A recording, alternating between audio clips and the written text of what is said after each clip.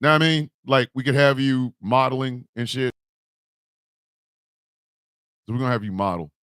All right, I am turning on the super chats over on YouTube. You're gonna get a coffee shout out.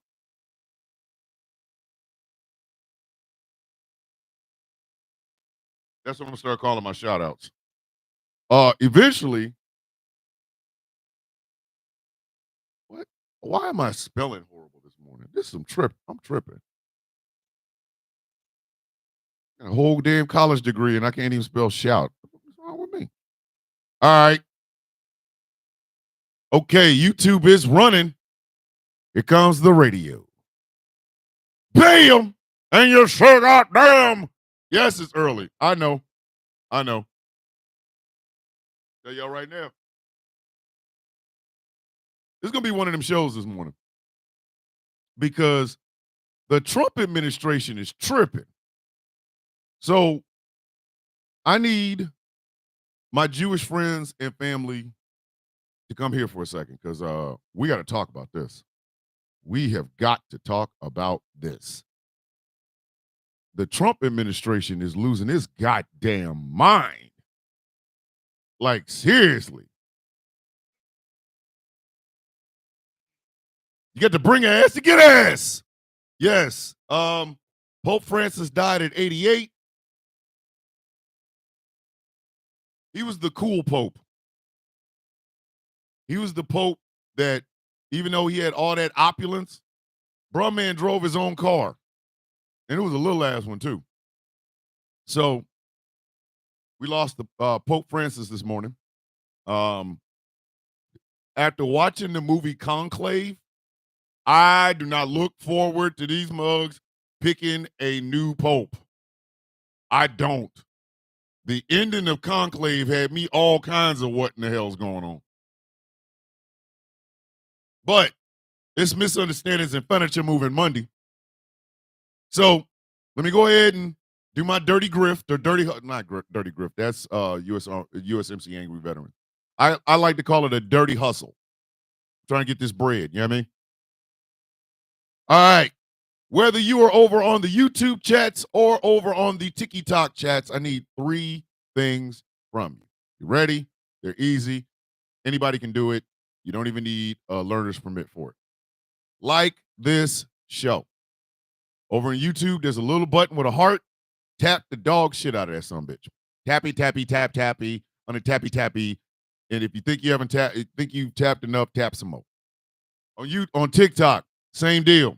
Knock them hearts out. Knock them hearts out, please. Share this show. Share it with your friends, your loved ones, your coworkers, your baby mama, baby daddy, that one dude that you really like him, but you don't know how to talk to him, and you want to make him laugh. Send him this show. And then when he gets hooked, that way you can get him. See, look at me. The villain's out here helping people's relationships one show at a time. Oh my God! Hey, don't share this shit with Liv Morgan. Don't share nothing with Liv Morgan. As long as Alexa Bliss is still walking around here with legs and shit, Liv Morgan will always be just Liv Morgan. Anyway, share it with your friends, your loved ones, coworkers, baby mama, baby daddy, what have you. If you are over on the YouTube chats and you have not subscribed to Ghost Claw Productions Radio, please think about giving us a subscription. I'm going to be working this week on getting us an opening video. Myself and Angry are going to put some stuff together. I'm going to send it out to everybody. That way they can put it at the end of their shows and things of that nature. It ain't Liv and the other Liv. It's Alexis and the other Alexis. Be out of here. They bullshit, Angry. So yeah, super chats are open over on the YouTubes. You will get a special coffee shout out if you, you know what I mean, donate to the super chats and things like that. Small goal. $1.99 will get you in. You can go as high as you want to, but we're not asking for anything more than $1.99. It helps keeps the light on, all that good shit, right? If you over on TikTok, go ahead and throw your boy some coins if you have some disposable income. I know how bad it is out here, so you might not. Know what I mean? And I understand completely. Ain't even mad at you. You know what I mean? But there is my dirty hustle. So let me go ahead and jump right into this damn show. Okay.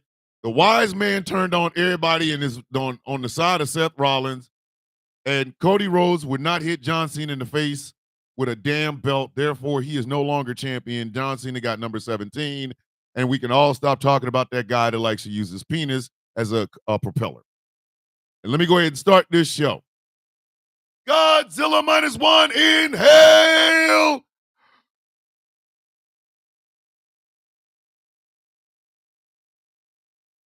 Ladies and gentlemen, boys and girls, children of all ages, good morning, Mr. and Mrs. America, and all the ships at sea. Welcome to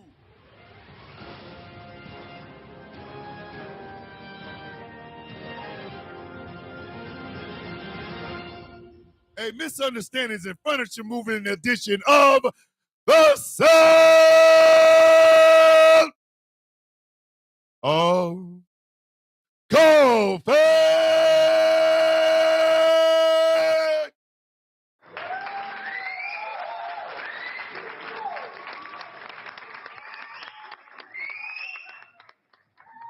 My name is Thomas Bishop.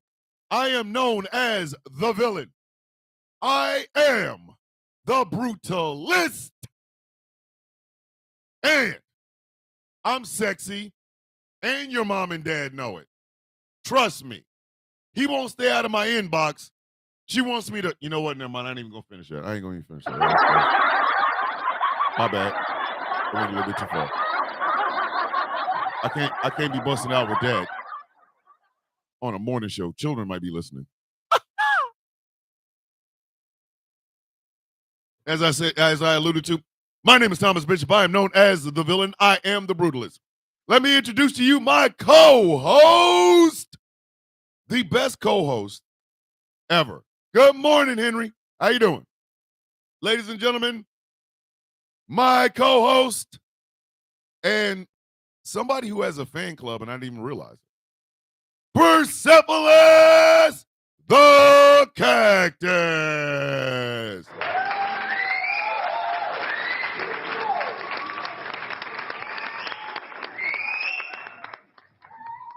I have used Wonder once again, and I have made some AI generated pictures of a black man holding a cactus. I'm just saying. There will be a Persepolis and Thomas Bishop shirt and coffee mug. And it will simply say, just a black man with his cactus.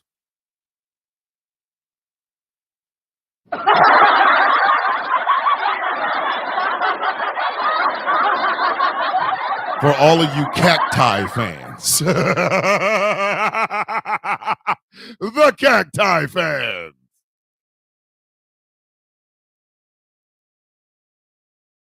You got to remember, you got to bring ass to get ass. Before we begin this radio extravaganza on a Misunderstandings and Furniture Moving Monday, let me go ahead and introduce you to our studio audience. They are the best studio audience in the history of all studio audiences. Ladies and gentlemen, the Perculators.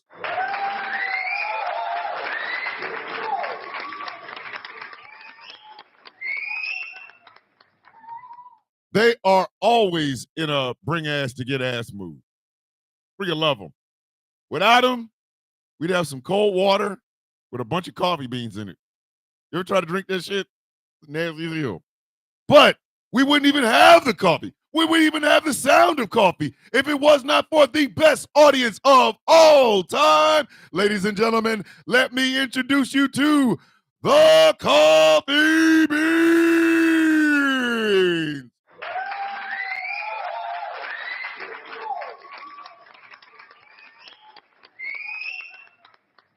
Pat yourselves on the back. Give yourself a round of applause because without you, it's chicory and tree bark hot. And ain't nobody trying to drink that shit.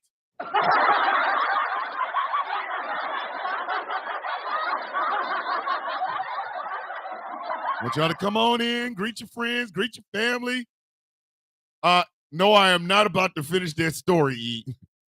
Not the swole meat sandwich. No.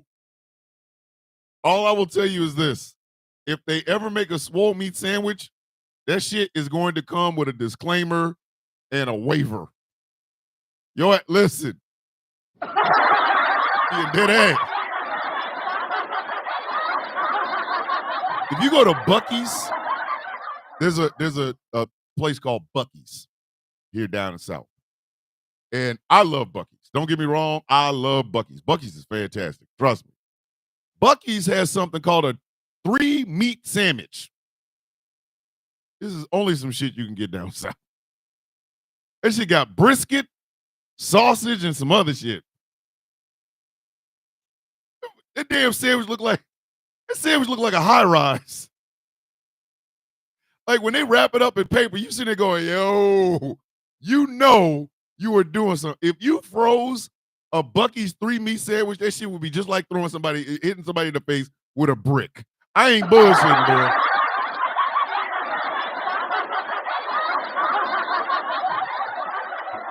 And my wife knows I love them damn sandwiches. I got to stop eating them because I want to live. Them Buc-ee's 3-meat sandwiches should come with a warning. A swole meat sandwich, you're getting about at least 4-5 meats. That shit gonna look like an Arby's commercial gone crazy.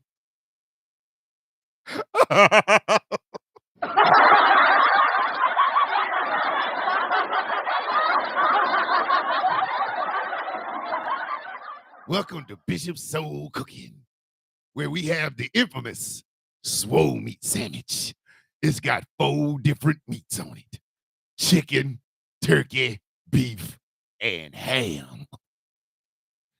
This sandwich is so incredibly layered and delicious that you have to sign a waiver of not being able to sue us after you finish eating one. The swole meat sandwich.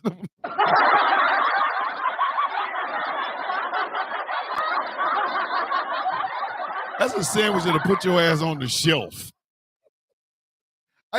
How do you eat something that you immediately got to go to the doctor and get your cholesterol checked and shit? Hey, Dave the Viking is in the building, y'all. Hey, Dave, we were supposed to do a crossover of Rouse High Exalted and Superflex Party last night to watch WrestleMania Night 2. Dave is out here taking everything. Dave was like, I smoked, I took some edibles, I ate 4 cookies and 3 brownies. Dave ain't even cognizant right now, y'all. Yes, Jay Thomas. It does have 3 meats on it. And it's at a Buc-ee's down south. I'm just saying. So, yeah, Dave was lit. The show's called Rouse High Exalted, and Dave was so high, Rouse was like, hey, buddy, you need to go back down. Can you even feel your feet? Good. Put them on some ground. Bitch, I don't give a damn if it's the moon.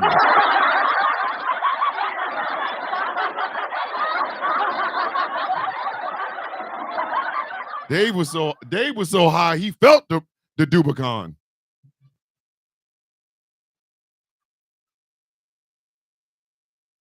The Dubicon, bitches.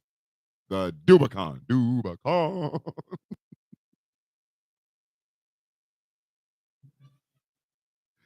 Anywho, let me go ahead and introduce our sponsors. Ladies and gentlemen, this show is brought to you in part by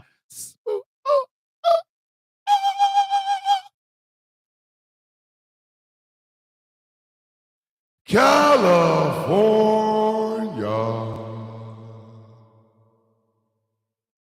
Skincare products that will make you look and feel your absolute best. And remember, they're all natural. How's the skin, Tommy? Go to smoothca.online. This show is brought to you in part by, April's supposed to be Confederate History Month. I ain't celebrating that shit. Why not? You don't want to celebrate the greatness of the Confederacy? Bitch, there's seasons of shows that lasted longer than that bullshit. Who you think you are? First off, I'm the descendant of slaves. Secondly, I'm a grown-ass man that understands that you can't have a legacy with 4 goddamn years. And thirdly, I am a man who has been blessed with the coffee brown lightly cream of melanated excellence, a celebration of the melanation. But remember, you do not have to be melanated to be a part of the celebration. melexcellence.com. This show is brought to you in part by Something Black made ba ba ba ba ba ba ba ba. Oh, Something Black made me at the stall versus you at the stall, taking in the urinal. I'm unfurling. You are peeing on your balls.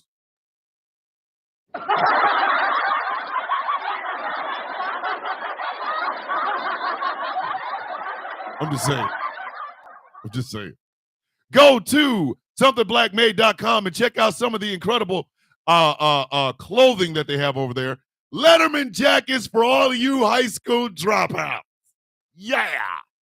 Only at Something Black Made. And remember, kids, leather jacket 2025, leather jacket 2025, leather jacket 2025. No assless chaps, SCG. That's right, kids. I'm trying to grease myself up and have myself some thirst trap pitches right by the barn. It's gonna be crazy. It's gonna be incredible, kids.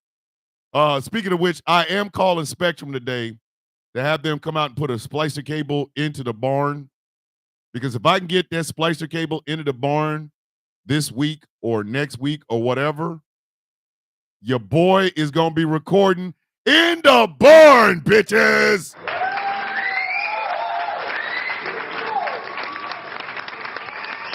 Remember, go to somethingblackmade.com and check it out. The Sound of Coffee Shop is open 24/7, and it is piping hot all over there. You can, shh. Hey, Auntie's in the building.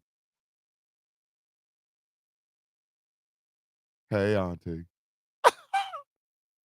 And the executive producers come in right when I'm trying to get my flirt on. These damn dogs. Hold on. Everybody out. Come on. Oh.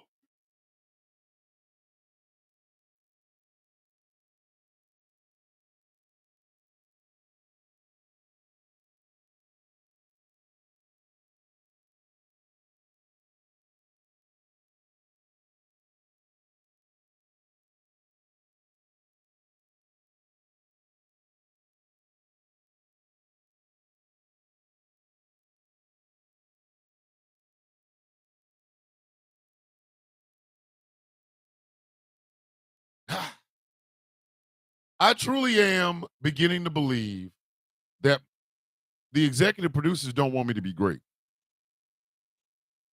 All the time before this show starts, they could come up and ask, go to the bathroom. Alucard literally waits until I am sitting right here.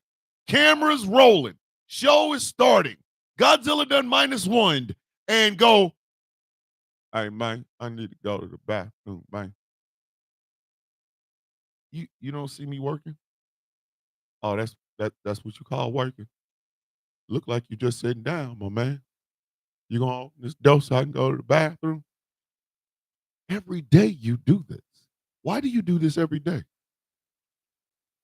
Because I can, man. I got 4 legs and a tail. I don't even talk. I just come up and whine right in your face. And you get your ass up and you open the door. Because that's what you're supposed to do. Are you punking me in my own shit? Yup. And screw you, man. That's why they're the executive producers. I only go when they want me to go. Like, hey, bro, you gonna work or not? Damn dogs don't give a shit. Trying to get my flirt on with Auntie. Next thing I know, bathroom time, boss. Damn dogs don't give a shit, boy. Every morning. I start to do this goddamn show, and every morning they come in like this.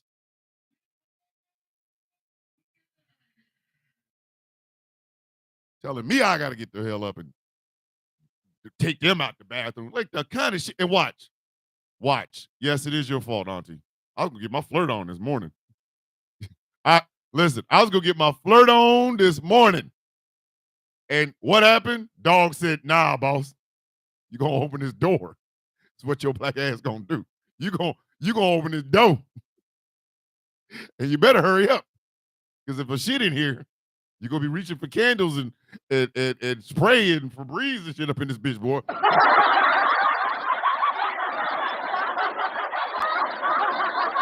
Last time I didn't listen to Alucard, I got a surprise. The damn show went left. And here you go. Told you. See? He just barked.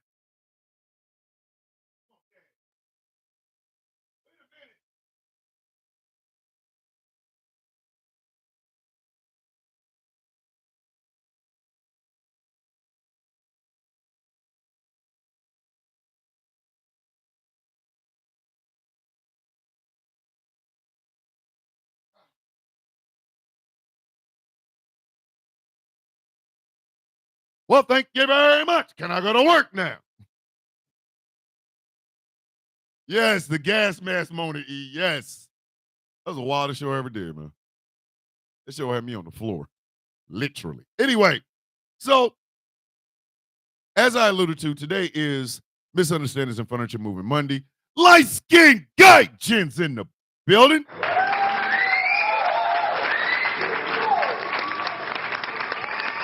LSG in the building. Hey, if y'all are not watching Light Skin Gaijin's TikTok channel, you really need to. Stop playing. Mans is always on point. For real, for real.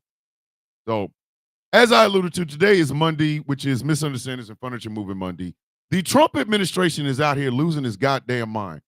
Like I told y'all, if you know somebody within who is Jewish, I would need you to really go talk to them and bring them in this morning, because the shit that the Trump administration is doing, they're doing in your name, and there's a problem. I'm going to be dead ass honest with you.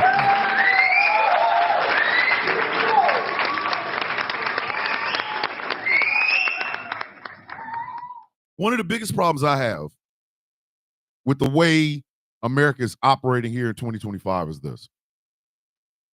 It's human shield mentality. And what do I mean by that? Under the guise of protecting women, we have watched as J.K. Rowling has funded a movement to stop trans people from going to the bathroom under the guise of protecting women, which mimics some of the shit that we've seen done in America with that same mentality. Oh, we're protecting women from trans women in the bathroom. We're not protecting women from dying after a miscarriage. We're not protecting them from that shit. Nah. Why would we do that? Good morning, Ruthie. Good morning. Why would we ever do that? Why in America would we address black women's mortality rate during childbirth? Why would we do that? That would be a little bit too much like actually protecting women. No, let's find a fictional boogeyman, and let's use that fictional boogeyman as a human shield to push an agenda that we want. The same thing is happening with the Jewish community. The exact same thing.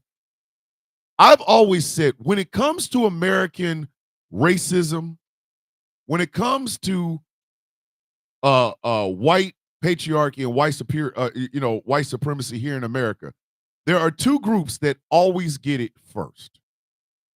And it doesn't matter which way it comes, it will always be these two: black people and Jewish people.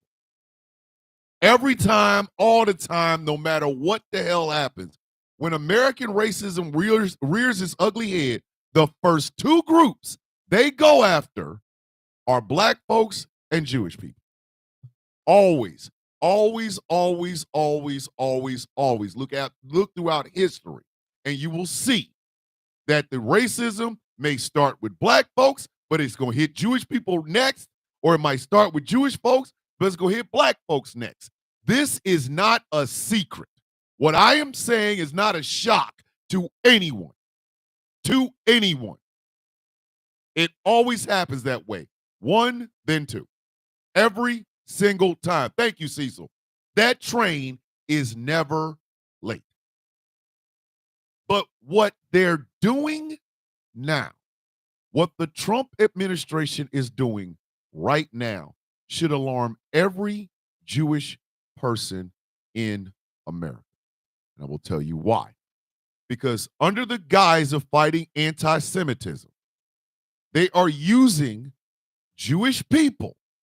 They are using Jewish people to fundamentally change higher education.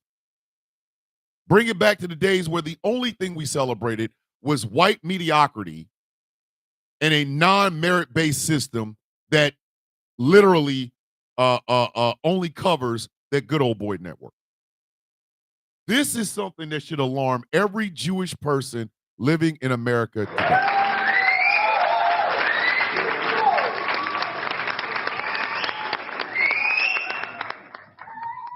This is exactly why when Columbia fired their dean, when what's that other school? I can't even remember it. Fired their dean, all in the quest to fight anti-Semitism. Every Jewish voice in America should have stood up and said no. No. They're doing with college campus protests the same thing that they always do with black protests. Every single goddamn time. They equate the worst aspect to the entirety of the protest. Now, I'm not going to sit up here and pretend like anti-Semitism is not on a rise in America. I'm not. I never would. And that's not even something I'm trucking in. But what I am going to say is this. Some of the people that supposedly are fighting anti-Semitism are some of the most anti-Semitic goddamn people on earth. Argue with your mama. Argue with your goddamn mama. Do not argue with me. I'm telling you this. How the hell is the party that loves throwing out George Soros' name also the champion against anti-Semitism? Somebody make that make sense. George Soros, for those of you who don't know, is a billionaire. He is. He is also a survivor of a concentration camp. He's Jewish. But every single time somebody wants to say that the left is doing something that is against what the hell they believe in, what's the first name they bring up? George Soros. Soros money. Soros checks. Soros this. Soros that. That is anti-Semitic, kids. That is anti-Semitic.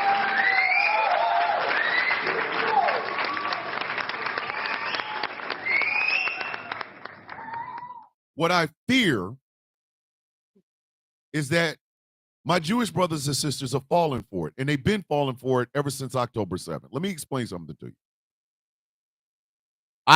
It's funny that I even have to say this. Nobody is rooting for terrorist organizations. No one. Okay? Nobody. Okay? But the narrative has been shaped by people like Jonathan Greenblatt at the ADL, by Benjamin Netanyahu, and by the same people who under any other, let's say October 7th never happened, they would still be out here being anti-Jewish every single day. Now, a protest is covered under the First Amendment. Protests are covered under the First Amendment, meaning You can go out and protest whatever you want, and your government is not supposed to stop you from doing it. They're not. Okay. I gave my entire body and mind to protecting that right. Charlottesville was a protected protest. Did I like Charlottesville? Hell no, I didn't like Charlottesville. And the next day, Heather Heyer lost her goddamn life because of that. But the protest the night before with the tiki torches and the boat shoes, that shit was protected free speech, protected right of protest. Now, why is it that when it comes to protesting against the treatment of the Palestinian people in Gaza on college campuses, that's not afforded to the people who are fighting for those Palestinian people? And again, they're doing it under the guise of fighting anti-Semitism. Now, a debate you can have. A protest, you ain't got to like it, but it is what it is. But that's not what the Trump administration is doing. The Trump administration is literally using anti-Semitism as a Trojan horse to fundamentally change what is taught in college, who it's taught by, and what it is taught for. What part of fighting anti-Semitism is rooting out any instructors or professors or tenured staff that believes in the idea of diversity, equity, and inclusion? Explain that one to me.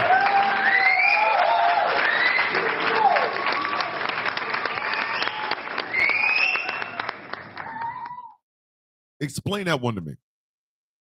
How is that fighting? Oh, well, we're fighting anti-Semitism by telling professors what they can and can't teach? What part of the game is this? What part of the game is this? But I go back to America's racist ideals and how it always starts with either black folks or Jewish people, and then it goes to the next group. It starts with the two of them. It always starts with the two of them.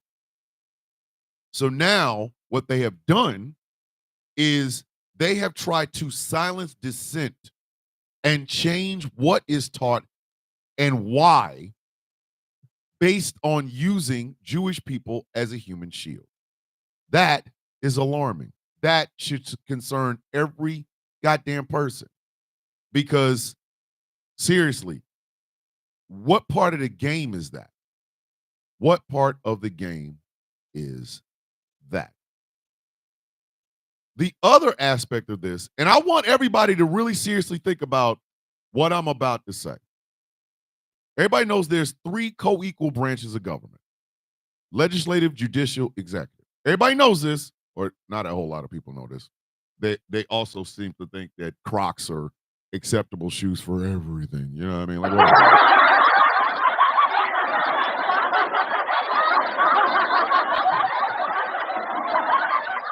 Each branch holds checks and balances for the other two. Here is a question, and I really want y'all all to think about this. Here you go. Since when has the executive branch controlled the purse strings, which is normally controlled by the legislative?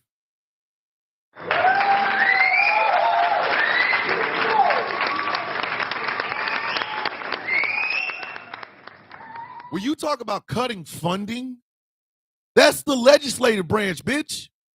That ain't the executive. The executive has nothing to do with the money and where it's allocated. Nothing. I want you to think about this. Think about this. Trump imposes tariffs, right? So the money is not going directly to the executive branch. He's the head of the executive branch. It's supposed to be going to the legislative branch, which is Congress. That's the Senate and the House of Representatives. When the hell did the executive branch become the legislative branch? What the hell happened to co-equal power amongst all three branches. Where they do this at?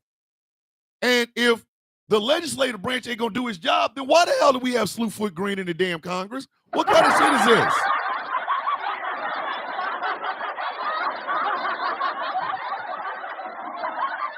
Money goes out of my pocket.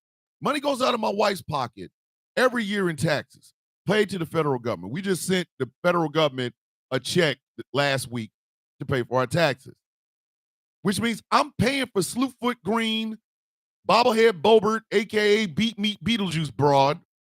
I'm paying for all of this shit. And yet, Donald Trump is telling me where my tax dollars go. Bitch, you ain't even in charge of my tax dollars. The kind of shit is this? But again, we wouldn't even be having this conversation about the Trump administration wanting to change the curriculum of colleges like Harvard and Columbia if they were not using Jewish people as human goddamn shield. Like, seriously.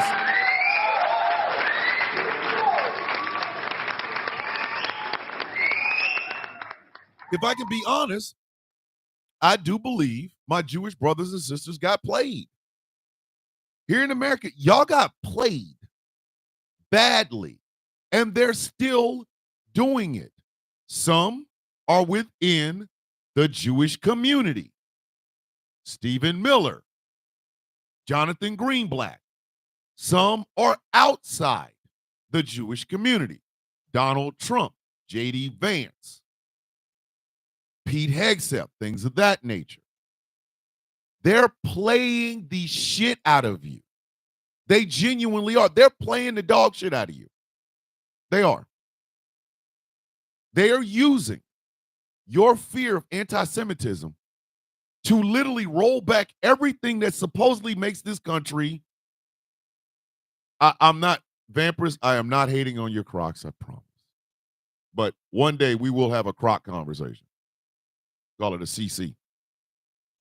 Because I can, never mind, I ain't going to say. But they are literally using your fear to fundamentally change how America is taught.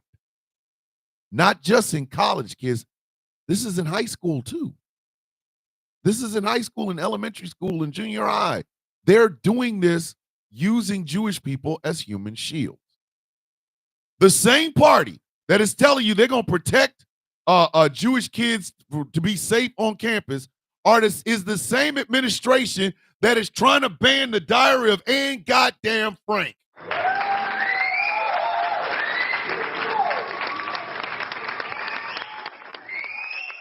So you want to protect my Jewish daughter or my Jewish son on a college campus?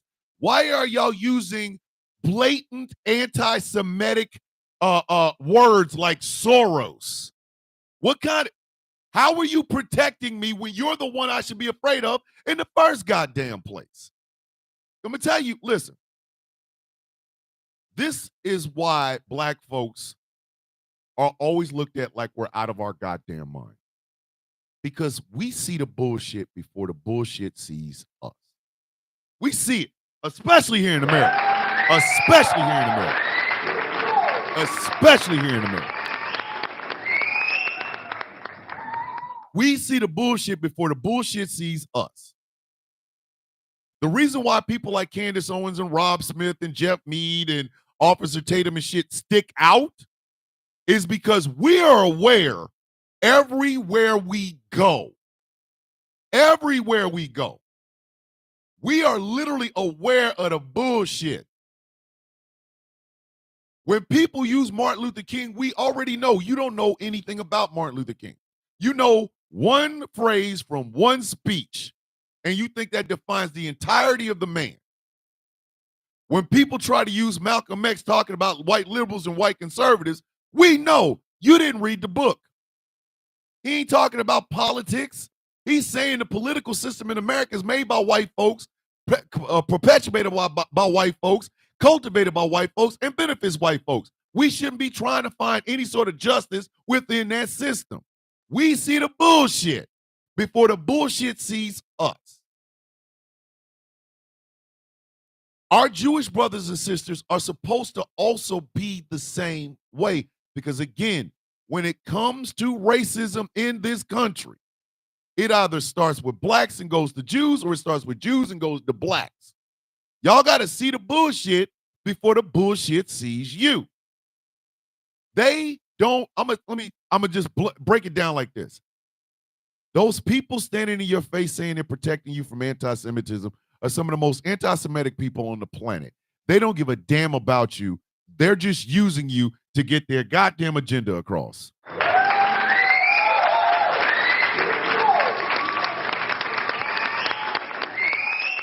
Dead ass, dead ass, dead ass. Why do you think black women, brown women, and Native and indigenous women are so leery of white women in America? Why do you think that is? Why do you think that is?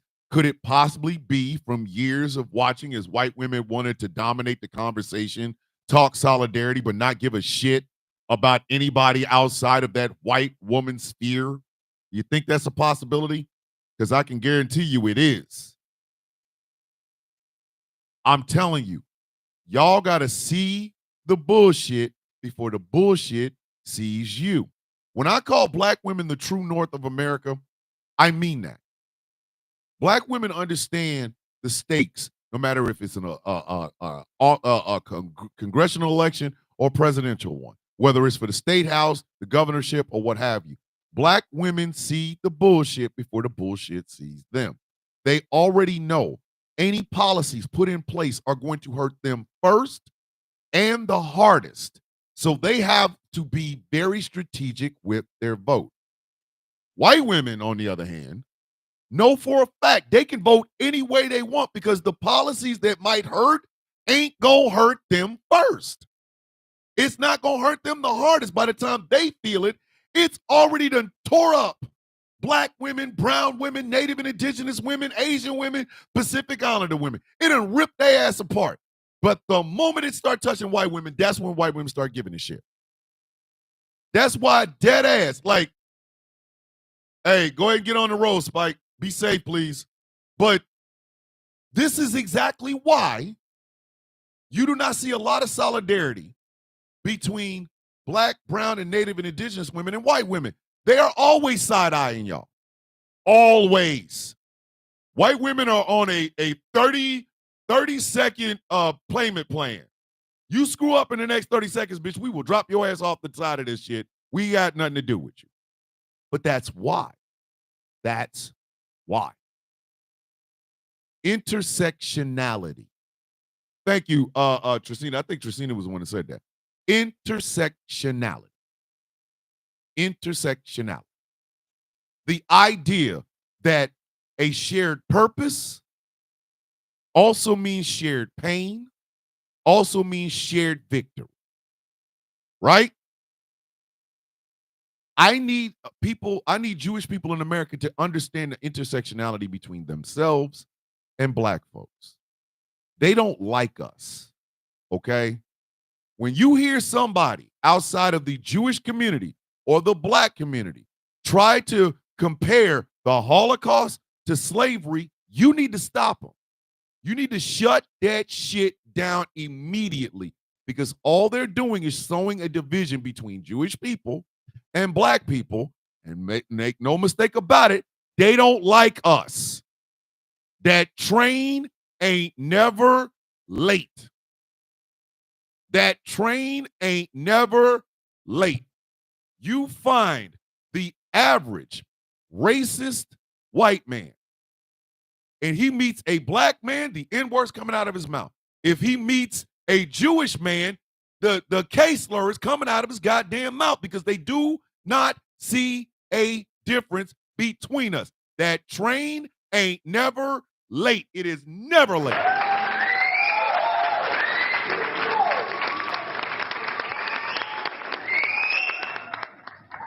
Those who do not like either community will use anti-Semitism to force you to do something you don't want to do. You know what they do to us? They use our leaders. They use our movements to literally, hey, media, I'm over on the Sound of Coffee, my backup. Go over there. They use our leaders. They use our pain. They use our history against us. They try to tell us shit like, well, you know, Martin Luther King was a Republican. No, he wasn't. Some shit that is common knowledge. Some shit that is literally common knowledge. Well, Malcolm X said something about white liberals. Bitch, did you hear what he said about white conservatives, though? You want to talk about that, Wolfman? That's what they do. And unfortunately, what ends up happening is people like Candace Owens fall for this shit. Rob Smith is a perfect example of what the hell I am talking about. Rob Smith wants to be a gay white man so damn bad, it ain't even funny.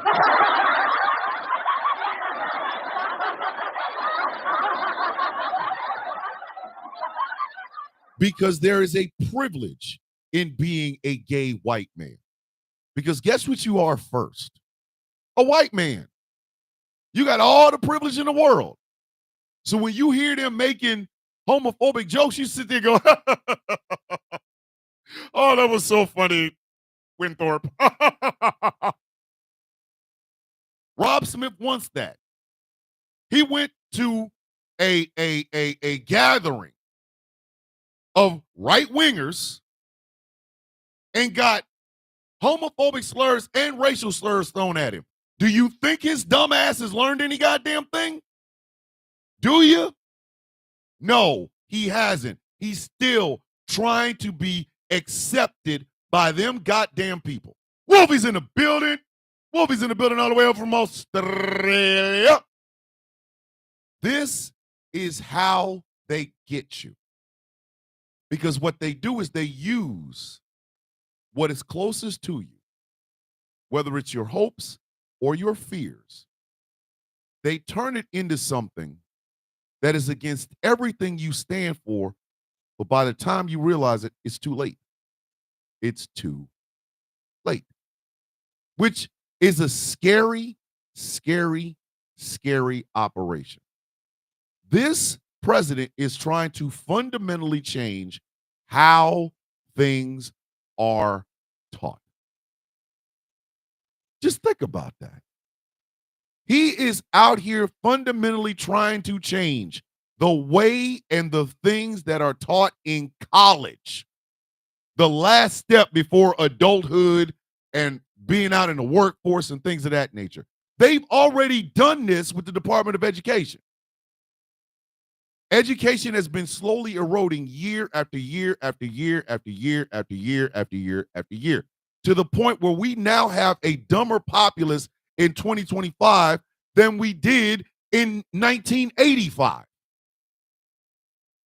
And now they want to do this to higher education. And who are they using as the shield to be able to come in and do that? Jewish people.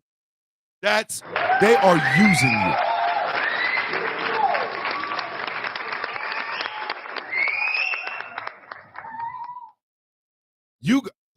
You gotta fight this, man. One of the greatest, I won't even call it greatest, but one of the most tragic aspects of being a black person in America is this. We grew up with the stories of Martin Luther King. We grew up with them. Letters from Birmingham jail, the Edmund Pettus Bridge, the Montgomery bus boycott. We grew up with these things, okay? We grew up with them. So our stories come from firsthand experiences. Our mothers and fathers, our grandfathers, grandmothers, our aunts, our uncles, or cousins were out there in those marches in Alabama, where they were alive when the 4 black girls lost their life in the church bombing. They were there, okay? So to hear a well-fed white man try to tell us about a history that is deeply embedded in our family is disrespectful. It's disrespectful as shit.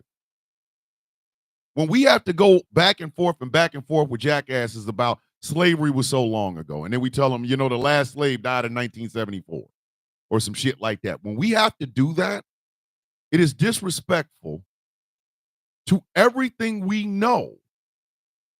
Y'all got to understand, we're not talking about people who were sideliners in this shit. I told y'all, I do not have baby boomer parents. My father was born in 1928, Dillon, South Carolina. My mother was born in 1936, Dillon, South Carolina. They literally faced racism. So what the hell do you think they taught me? What do you think they taught my three sisters and my brother? We didn't have to get Malcolm X from a movie starring Denzel Washington. Bitch, my mother remembers Malcolm. My sister remembers Malcolm. What the hell are you talking about? Exact. Hey, neurodiverse brain in overdrive. Dr. DeJoy DeGruy, PTS. I'm gonna go get a copy of it. I'm gonna go get a copy. Yeah, Wolfie, my shit's banned until Friday.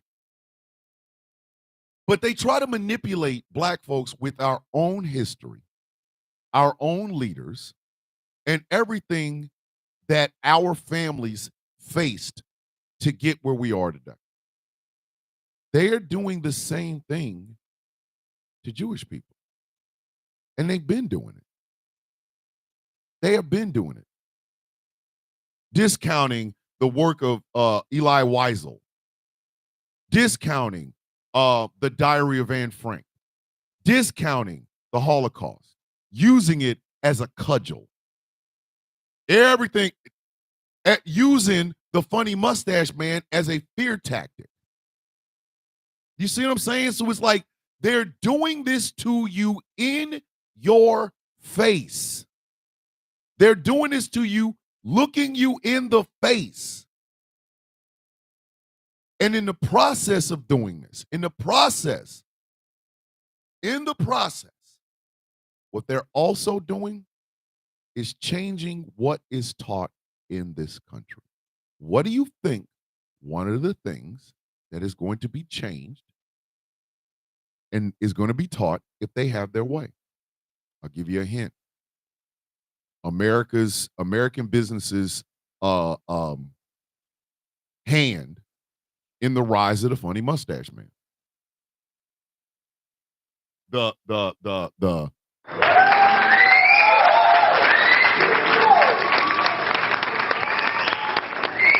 people like Henry Ford, who was a avowed anti-Semite. People like IBM. Or was it? Yeah, there was a company that had connections here in America and over in Germany. They're doing this in your face.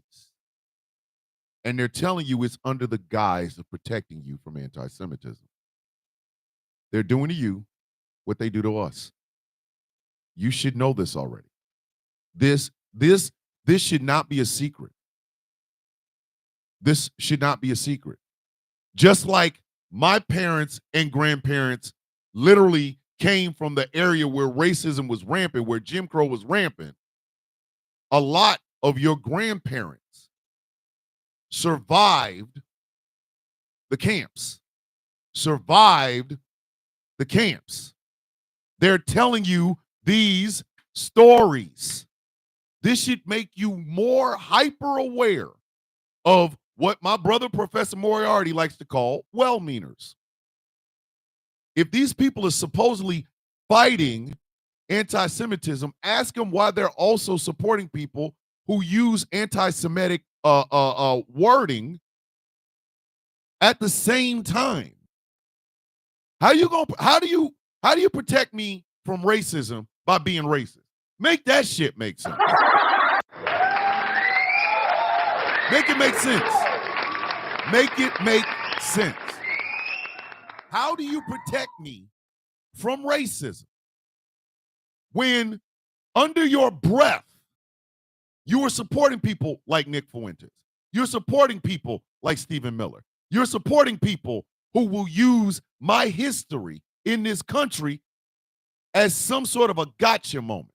On the one hand, well, we're protecting all black students from racism on campus. On the other hand, let's only talk about everything involving white folks because anything else is DEI. Bitch, you can't protect me that way. That's not protection. That's you manipulating me into believing that you are here to help me. And again, black folks and Jewish people, We are always first. We are always first. It doesn't matter what it doesn't matter which one comes first, the other one will always follow. Y'all gotta be smarter than this, bro.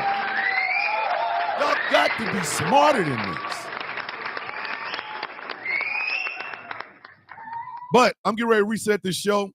And I know some of y'all are drinking coffee. Some of y'all, like Wolfie, is probably drinking like warm milk because he watches this show and then goes to bed because it's like 12 a.m. in the morning over there in Australia. So everybody refresh your cups. Everybody take a big old swig of whatever it is that you're drinking, except if it's bourbon and you have to drive. See, my brother E over there drinking Red Stripe. He is 9 a.m. Eastern Standard Time over here, dog. I know you 5 hours ahead of me. For real, you just gonna bust out with, hey, man, I'm having some beer. Word, for real. I'm literally right here, E. The hell kind of shit, man? He drinks Red Stripe. I drink coffee. The sound of Red Stripe would be a little bit, yeah, I mean. But refresh your cup, your coffees, take a big swig. I'll reset this show in a moment. Woo-hoo!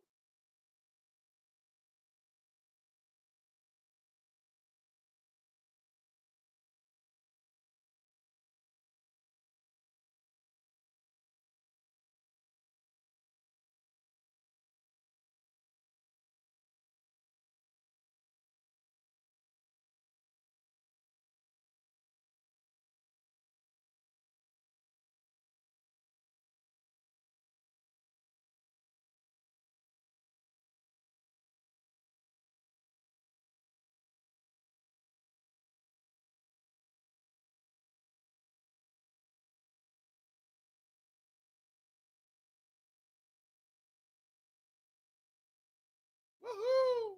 We're back. All right, kids, let me go ahead and reset this show. Ladies and gentlemen, boys and girls, children of all ages, this is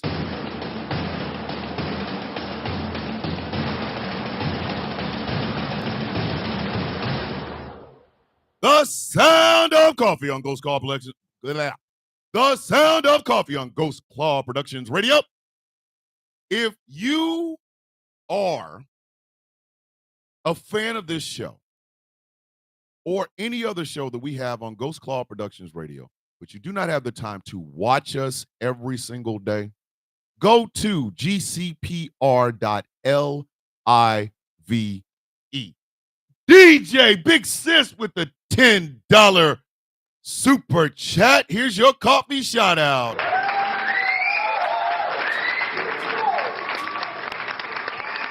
Thank you, Big Sis. I love you. Go to gcpr.live.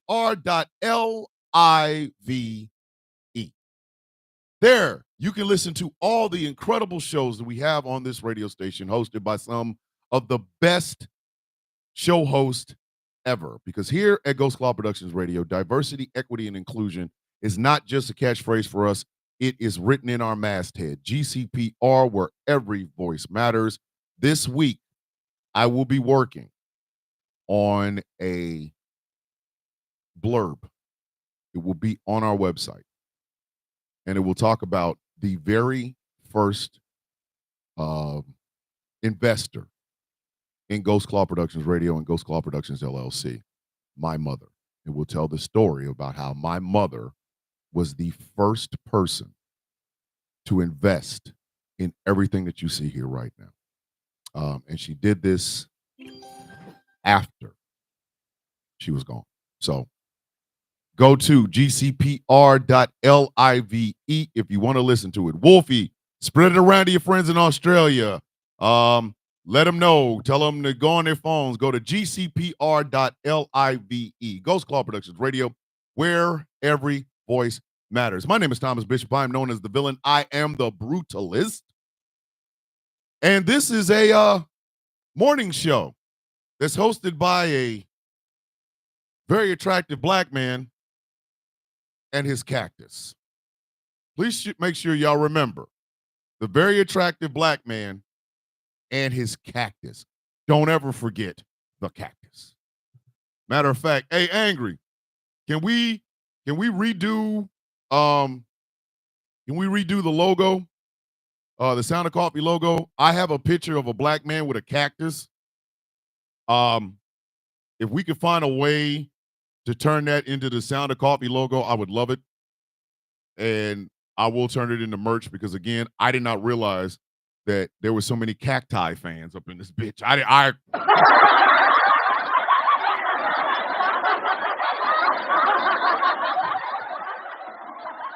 My co-host is a cactus. All of a sudden, I'm like, there's that many fans of cactuses? Cacti? What? So I'm gonna hook up with Angry. I'm gonna send him a picture and see if he can redo the Sound of Coffee logo. And it should say with Thomas Bishop and Brucephalus. I did not realize there were so many goddamn cactus fans up in this bitch. Like, hey, Hunter, how you feeling, man? How you feeling, brother? Everybody keep Hunter 28 over in the YouTube chats in your thoughts and your prayers if that's what you do. Hunter is going through some major surgery today. The surgery was a success. Okay. So Hunter went through a major surgery because he was shot in the shoulder this past weekend. And he literally just came out from surgery. I'm glad to hear that it was success, Hunter. You know, you did not have to come here. You're kind of like on recovery, dog. Like I would have, you know what I mean? Like I would have been perfectly okay. You know what I mean? The fact that DJ is here makes me smile. As you guys know, a couple of weeks back, my big sister lost a family member, and she is back. You know, she gives gifts, she does super chats and stuff like that, but I'm just happy to see her. And you know, she is my big sis. Argue with your mama, don't argue with me. But this show is brought to you in part by Smooth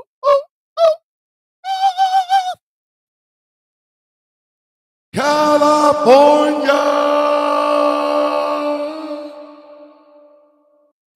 Skincare products don't make you look and feel your absolute best. Yes, you do need to come here, E. We've already talked about this.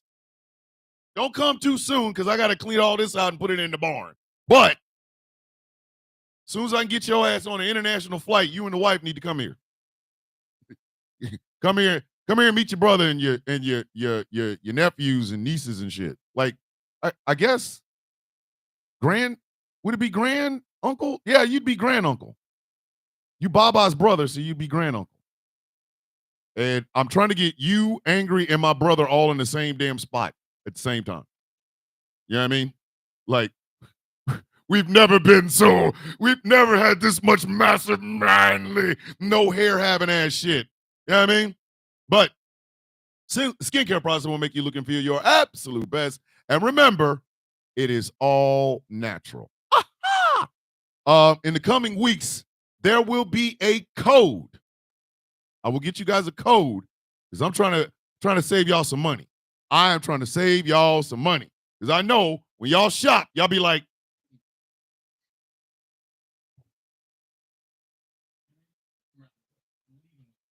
so there will be a code in a couple of weeks for Smooth California. Go to smoothca.online.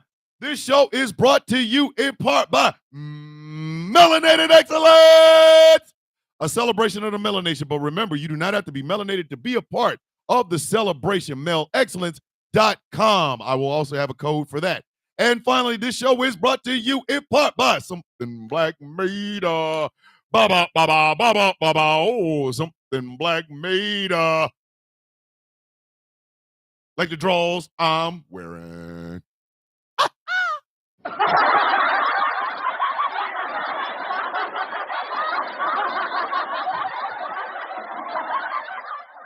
Clothing with that cool aesthetic. Like the Letterman's jacket for all you high school and elementary school dropouts. Go to Something Black Made online. Go to somethingblackmade.com and check it out. Ladies and gentlemen, boys and girls, children of all ages, the Sound of Coffee shop is up, it's running, and it's piping hot. Angry and myself were talking yesterday. There will be, in the coming weeks, a collection on the Sound of Coffee shop called the Villains Guild. Number one, it will be the official shirt for that organization that I don't talk about. And two, you can own something. We'll talk about it in the coming weeks. You'll see a commercial. Shut your face. But go to the Sound of Coffee, all one word, shop.fourthwall.com and check it out. Go over there and get yourself an exclusive, one-of-a-kind Mother F. Donald John Trump Club t-shirt and a matching coffee mug. Yay, kids. Yay. That's what we gonna do or something. But yes, the Sound of Coffee, all one word, shop.fourthwall.com. And now back to the show.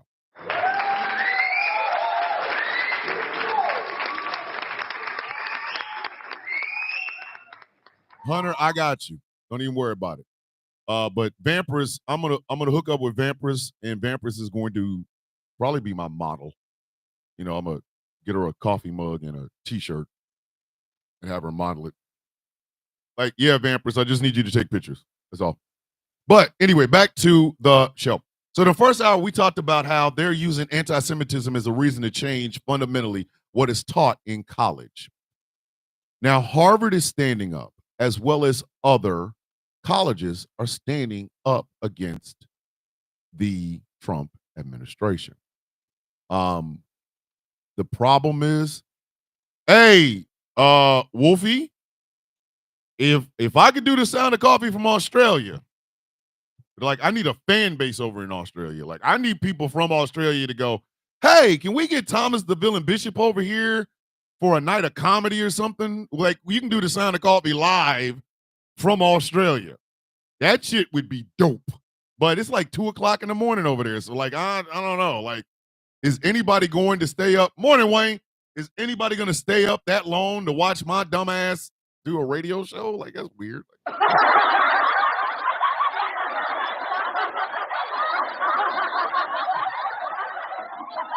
I'm trying to do a live show, a live Sound of Coffee, and everybody over there is like,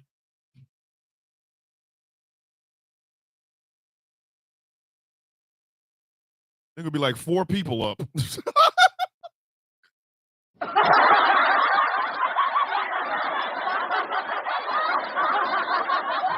Yeah, it's, you know what I mean? But the problem that I am watching is how many people are just becoming okay with this shit. Like, we have a legislative branch that has done nothing. They're doing absolutely nothing. They will not call Elon Musk to testify in front of Congress. They won't do it. They will not stop the power of Doge to just destroy people's jobs and the funding that they get. The Trump administration absolutely is trying to cut funding for everything. And if y'all think that tax cut ain't coming, you out of your goddamn mind. Understand something.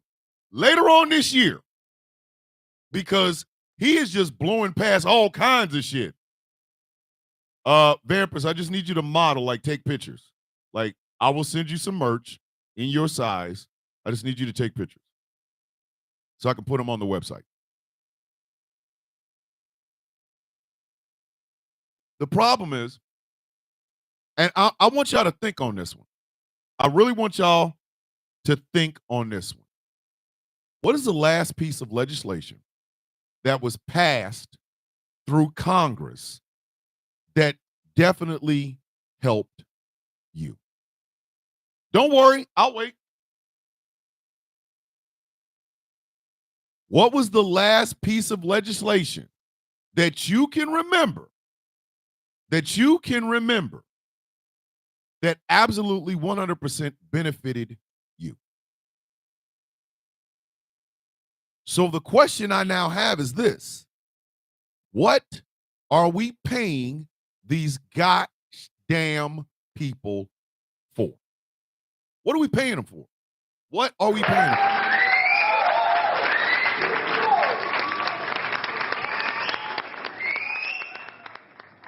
I go back to my Jewish brothers and sisters for a moment, all right? In all of this mad dash to protect you from anti-Semitism, let me ask you this. Have you seen or heard anybody coming up with a plan on how to both A, allow protest, B, protect Jewish people? Have you seen any of it? Out of all the talk of this is anti-Semitic, we're protecting you from anti-Semitism. Have you heard them come up with a plan how to combat the shit afterwards? Don't you think that's odd? Don't you find that a little bit odd? You're going to fight anti-Semitism. Okay. All right. Great. I believe in the First Amendment right to protest. So what plan do you have to allow protesting and protect me from anti-Semitism? You notice they haven't done that? Don't you think that's a problem? Because if all you're doing is going through and deporting people and trying to change the curriculum of college campuses, how am I being protected from anti-goddamn Semitism?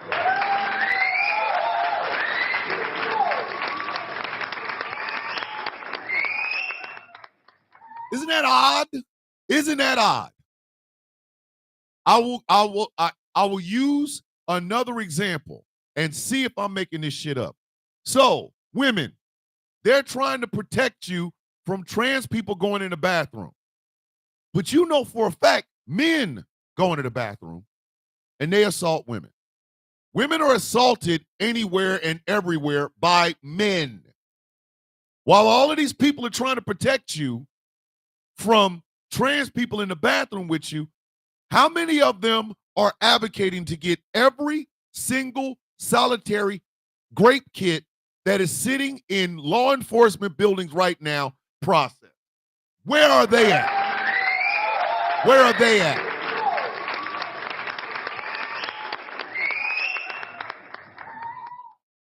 I want you to really think about this. I really want you to think about this. They're telling you over and over that they're trying to protect you against or not feeling safe in the bathroom. But have they addressed any of the other things that make women unsafe? Have they addressed the fact that black women are 4 times more likely to die in childbirth than their white counterparts? Where are the marches? Where's the things for that? Have they addressed missing and murdered indigenous women, which is a huge problem within the Native and indigenous community? Have they addressed any of that? No. We keep getting report after report after report after report after report of women and children being assaulted in the process of being deported. Have they said anything about it? It kind of looks like a Trojan horse, doesn't it? Protect you in the bathroom, but we don't give a damn about your ass. We really don't. We're going to push our agenda, but we're not going to push you. We don't give a shit about you. Same thing is going on with the Jewish community.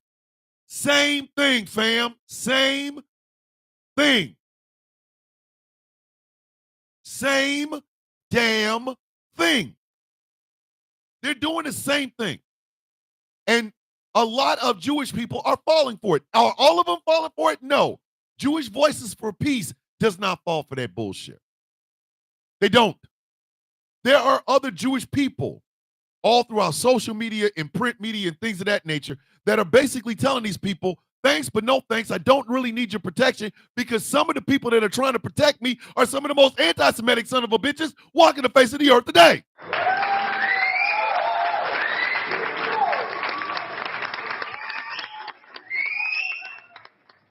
People like Jon Stewart have talked about this. Jon Stewart, who is a Jewish man, he has talked about this. This is my prop. They're trying to protect you from something, but the people that are trying to protect you are some of the people that are perpetuating the shit in the first place. Nobody brings this up. Nobody. And in the process of nobody bringing it up, what we are starting to discover is education in this country is not safe.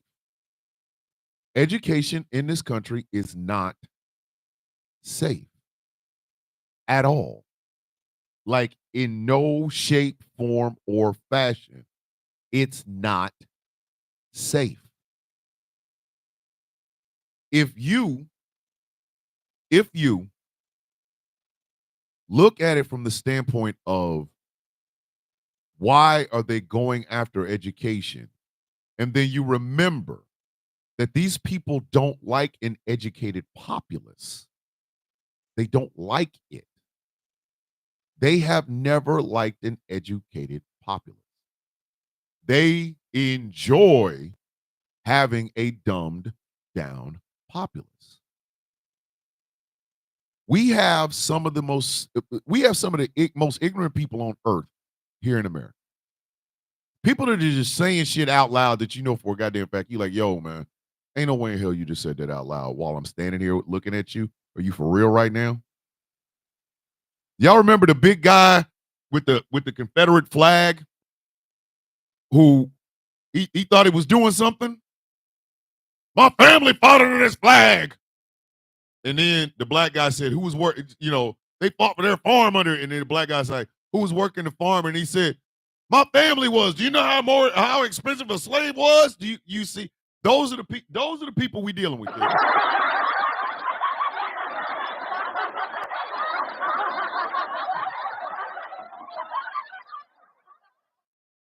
We are watching as our federal government plays in our face. Here's a little factoid. Did y'all know that Harriet Tubman was literally awarded the rank of brigadier general? And she was buried with military honors. Explain to me why white kids can't learn that. Why can't white kids learn that? Huh? The word Tuskegee brings two different reactions because of two different incidences. On the one hand, you had the Tuskegee Airmen, some of the best pilots, some of the best pilots of World War II. Why can't white kids learn that? Why can't our federal government honor these World War II veterans? Veterans. These are celebrated pilots. On the other hand, you have the Tuskegee experiment, where black men were, I won't even say exposed to syphilis. They didn't give them syphilis, they just didn't help them treat it because they wanted to see what syphilis does to the black body. And they found out it does the same thing to what it does to every damn body. These men died horribly. A shot of penicillin would have cured all of them, and it was taken away from them. Explain to me why white kids can't learn that. Why can't they learn that? Who are they protecting? So they're doing that to black folks in our face. Hey, Jewish people, you know what else they're not talking about? The fact that a boatload of Jewish people showed up here on the shores of the United States trying to escape the funny mustache man before his reign of terror started. And that the United States turned that whole boat around and told them to go away. I mean, it is true. Like, I'm sorry. It is true.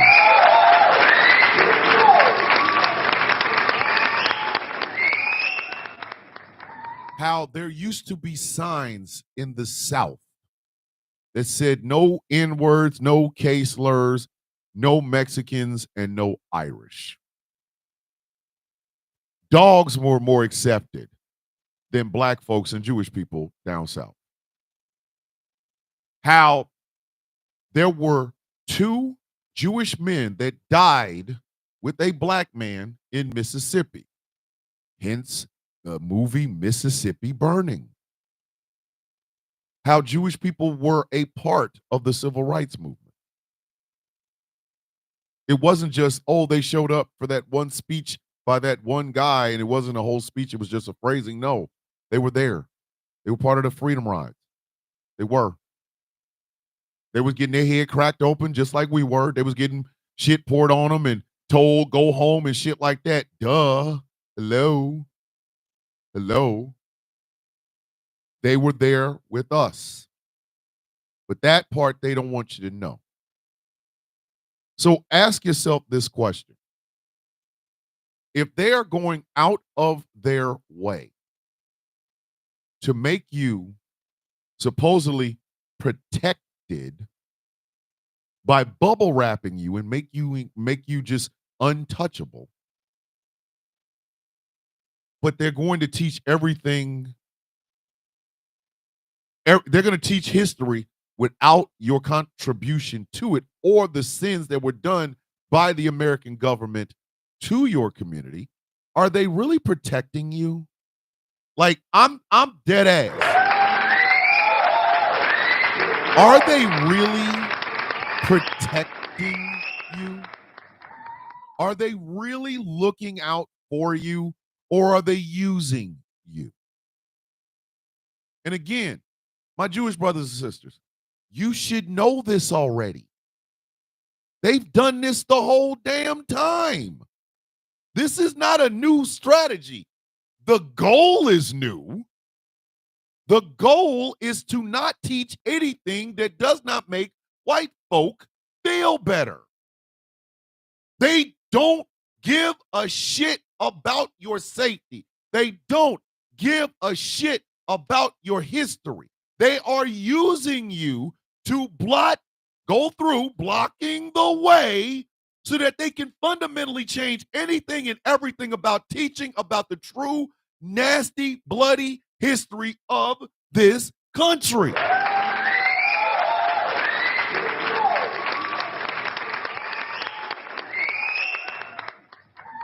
One of the things that annoys me is how many people are falling for it. Because again, ladies and gentlemen, I go back to this. It starts with black folks and Jews. It has always started with black folks and Jews. When you hear them saying Malcolm X said about white liberals, that's them messing with us. When you hear them say George Soros money, that's them messing with you. Or is there anti-Semitism amongst leftists? Yes. There you go. Yes. Yes, it is. Good morning, GCPR. Yes. Yes, it is. Should it be combated? Yes. Yes, it should. But there's no way in hell you're going to find safety in a group of people that like to bring up George Soros. I'm sorry, it doesn't work that way. That's like black folks finding safety in Candace goddamn Owens. Hell no. Hell no. Candace Owens, Candace Owens cannot lead me to the bathroom in my own goddamn house. Bitch, I ain't following you. Get your ass out the way. But that is what they're doing. That is what they're doing. What happens after? That's the part that should scare the shit out of you. What happens after?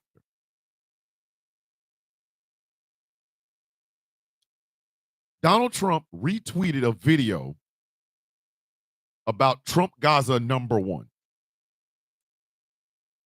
What he is basically talking about in this AI generated video was basically talking about was ethnic cleansing. And whose name are they doing that in? Whose name are they doing that in? I would have a goddamn problem with that. I would be up in all. There'd be some misunderstandings and some furniture moving.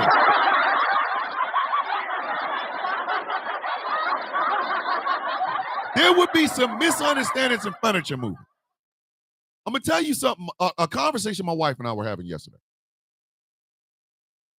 Some of these white women that are trying to protect women, there's some women that don't want you to do it. My wife is a white woman. Not going to sit up here and lie and, oh, my God. No, my wife is a white woman, okay?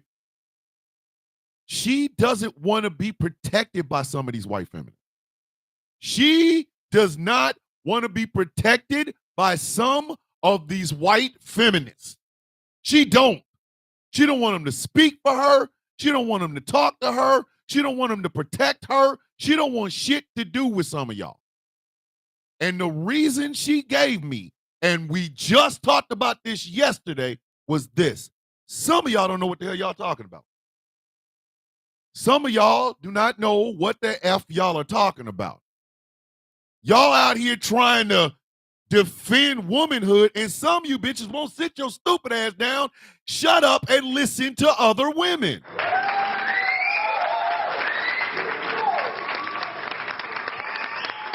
My wife dead ass said that. I don't want these women protecting me. I don't want any of them protecting me because some of them are the same catty, her words, not mine. Please understand, these are her words, not mine. They are catty. They will stab you in the back. It's all about solidarity as long as they're getting something out of it. But when they're not centered, they literally will tear everything down. My wife said this. My wife said that. She said, some white women do not get the hint that it ain't about you. My wife said this.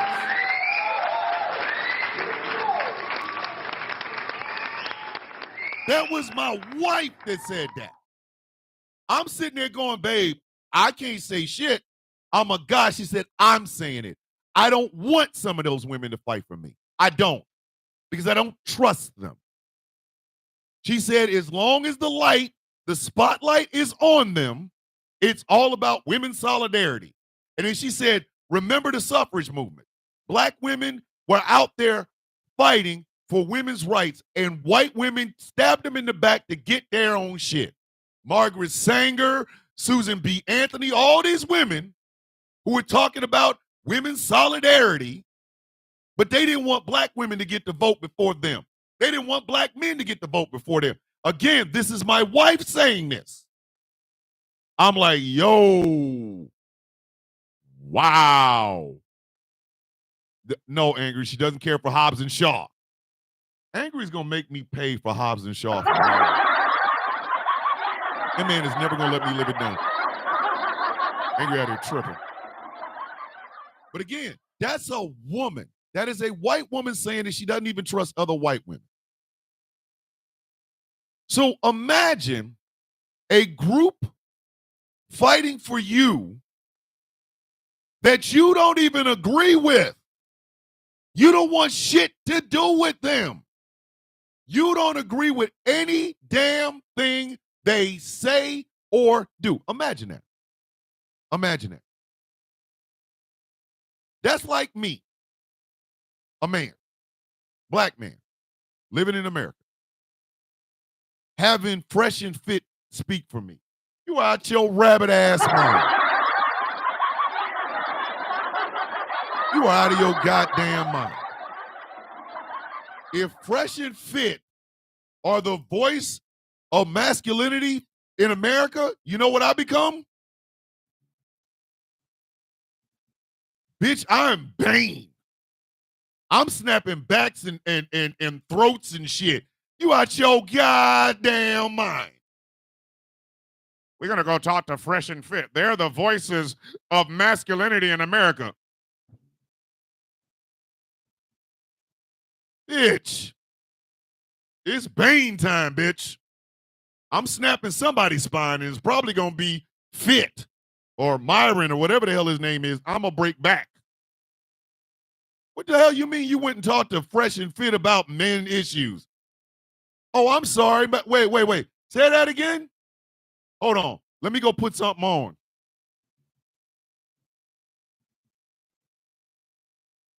Then it's snapping spines. Man, don't speak for me. But again, it is what happens when you do not control the narrative.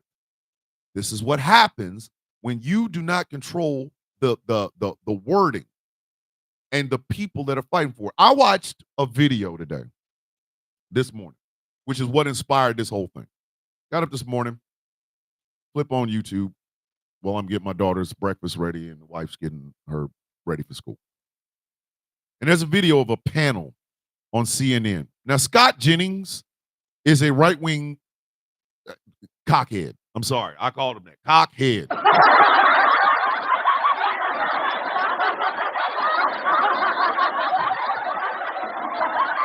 Let me tell you something. Rooster or penis, it's same thing, fam. Same thing. Anyway, they had a Jewish professor on the panel. Scott Jennings had the nerve to say, until colleges start cracking down on anti-Semitism, we feel like the Trump administration absolutely should have more say in what colleges say and do and teach. There was a Jewish professor who also just so happened to be a rabbi. Like, let's just don't even talk for me. Like, not even talk to the Jewish professor and who's also a damn rabbi. Bitch, like I ain't in the room. How you going? Come on, man.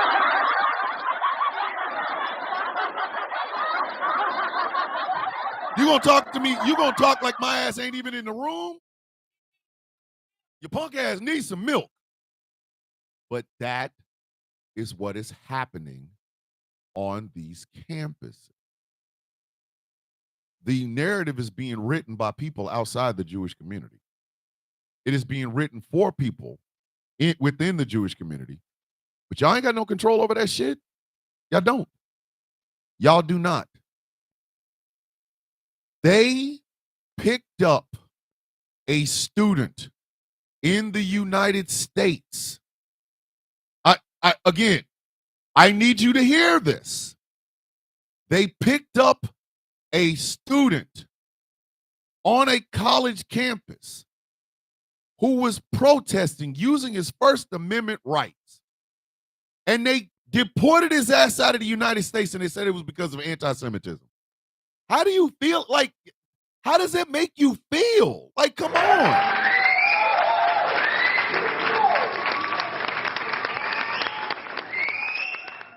How does that make you feel? How does that make you feel to know that in the process of protecting you, they are literally stripping people of their First Amendment rights? And my Jewish brothers and sisters, you should know this. You should know this. Take the case of Lincoln Riley, the young lady who was killed by an undocumented immigrant. Now, that dude was going to prison. He had already went through the process. He was convicted. He was found guilty. He was sentenced. He was getting ready to go to prison. But that wasn't enough.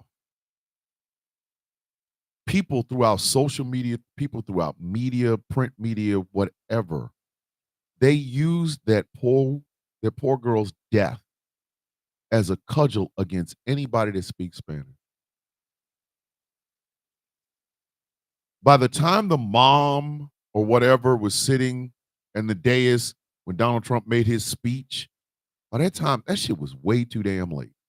That shit was way too damn late because they have bastardized the memory of this child. They have bastardized the memory of this woman. Excuse me, I ain't call her a little girl, but this woman. They have bastardized.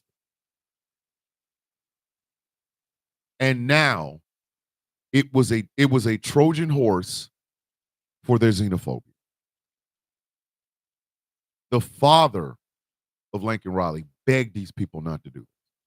Begged them. You think they listen to him? Hell no. Because if you want to be racist, you got to have a reason. And, oh, look, here's this little white girl. Let's use her. The situation involving Austin Metcalf and Carmelo Anthony. It is polarizing. You can feel how you feel. I feel the same way I did when I was raising my own goddamn kids. You don't start a fight, but you damn sure finish one. If somebody puts their hands on you, beat their ass. That's exactly how I taught my children this. You don't go around being a bully. You damn sure don't put your hands on anybody. But if somebody put their hands on you, beat that ass. You better whoop their ass. Hey, did you just grab me?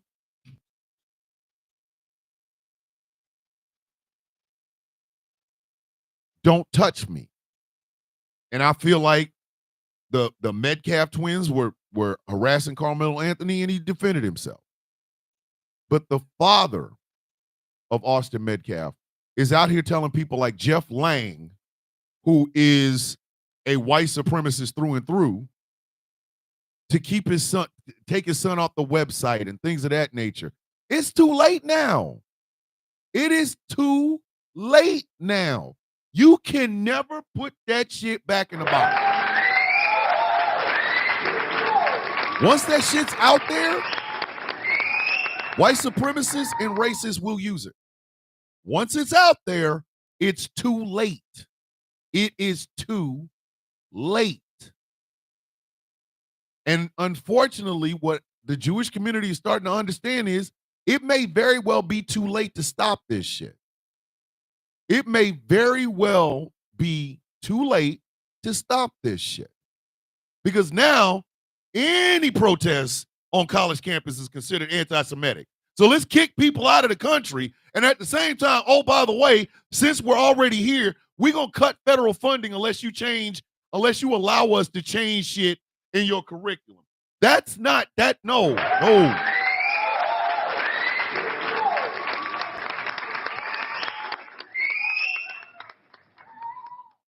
And guess what? You don't get a say in it anymore. We're doing it to protect you. I don't need your protection. I don't need protection from you. You very well may need protection. You don't need it from these some bitches. You don't. Every movement will eventually be hijacked by the worst aspects of it. We had the Black Panther Party, or I even go Chairman Fred Hampton. Great speaker, great oratory speaker, 20-something years old. He had William O'Neill, an infiltrator, who tried to turn this movement of self-empowerment and self-respect and taking care of your own community, which was the Black Panther Party, into this Marxist communist bullshit that inevitably got Fred Hampton killed.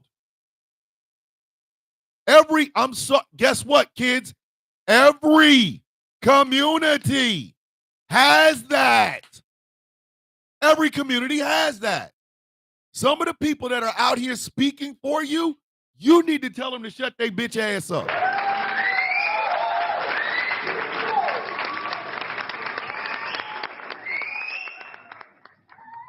Thank you, Chaos. How are the people saying they're protecting you the ones you need protection from? I literally absolutely get sick to my stomach anytime I hear a racist white man bring up Martin Luther King. Like, I have never wanted to beat the shit out of somebody more in my entire goddamn life. Every time I listen and I watch as some goofy ass white person tries to tell me they can experience racism and Martin Luther King said something about it, I'm like, shut your punk ass up. Shut your punk ass up. Give me another speech by that man. Give me one. One. Not, I have a dream, because it's already in the damn speech. No, give me another one. Give me another one.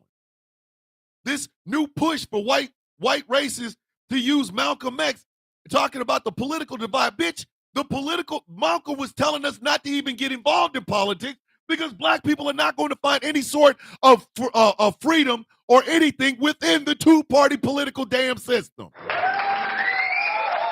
The fuck is wrong with you? While y'all sitting there misquoting what Malcolm said, you're not looking at why he said it. Malcolm was saying both political parties will not give black folks the rights that we do as human beings.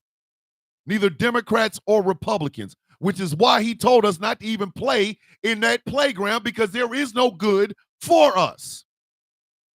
Martin Luther King talked about the white moderate sitting on his hands, not doing a goddamn thing, not risking anything, but they're just going to sit and wait for progress to happen. But please do progress the way we want you to do it. While all y'all sit around, oh, Malcolm said something about the white liberal. Bitch, Malcolm was telling us stay out of political parties. Malcolm X was telling us that neither major political party will give black people the human rights we so richly deserve, that we should have to find them on our own, fight for them, or be willing to die for them, regardless of what the established two political parties say. While y'all over here misquoting Malcolm, that's what he was talking about. The moment that happened, I knew right then and there, black folks would have to put our goddamn foot down. The problem is, the Jewish community is not doing that. And you have to. I'm sorry, you got to fight that shit. You got to fight it. Some of the people that are sitting around talking about they like you, don't like you. They are using your ass. They're using the history of what has happened to the Jewish community against you. They are using the history of what has happened, the horrors that the Jewish community have faced against you. And guess what? I'm going to say it. I know a lot of Jewish people already have said it. I know a lot of Jewish people already have said it. Benjamin Netanyahu is one of them.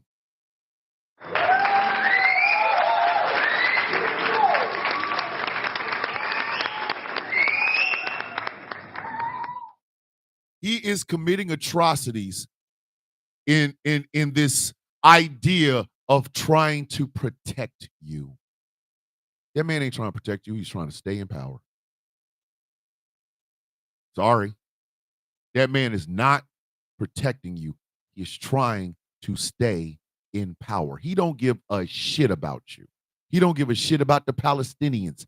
He wants to maintain power. Why the hell do you think he made a coalition of some of the most far-right assholes in Israel? Because he's trying to stay in power. He don't give a damn about protecting you. He doesn't. Y'all are useful idiots to this man. That's why he will kiss up to somebody like Donald Trump, who, might I add, was one of the most anti-Semitic sumbitches up from 2016, in 2020, and in 2024.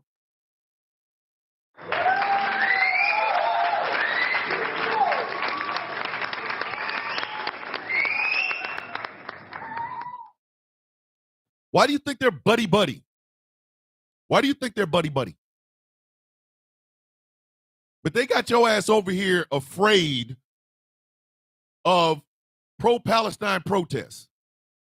That's where the real violence is. Oh, not the violence is being done by the leader, the head of the Israeli government, who is doing a bunch of murders and shit in your name. In your name. Y'all got to be smarter than this, man. Because they're trying to fundamentally change how people talk about everything. And they're using you as a human shield, which I think is one of the most disgusting aspects of how all of this is playing out. That's one of the most disgusting aspects of it. It's the human shield part of it that bothers me. Because you're not about to use Malcolm against my own damn people. You are not ever going to use Malcolm X against my own damn people. I am sorry. You can kiss my black ass.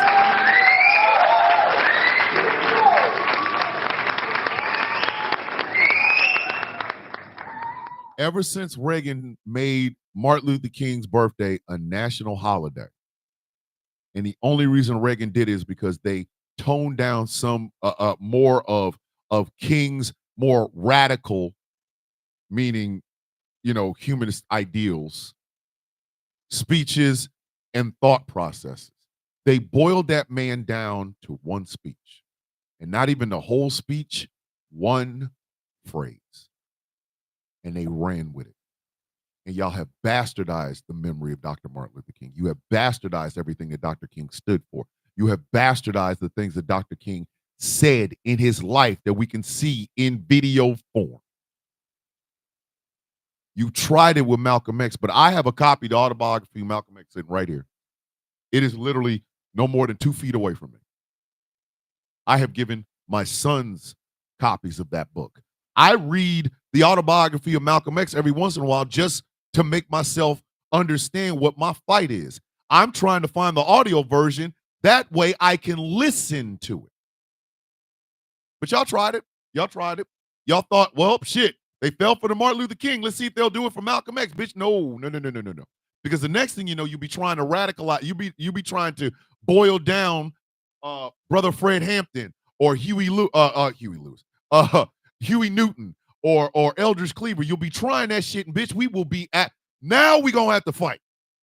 Now we smacking the dog shit at your ass. You're not about to boil down all of what Fred Hampton believed just so that you can make white folks feel better. Bitch, you can kiss my ass. I ain't having it.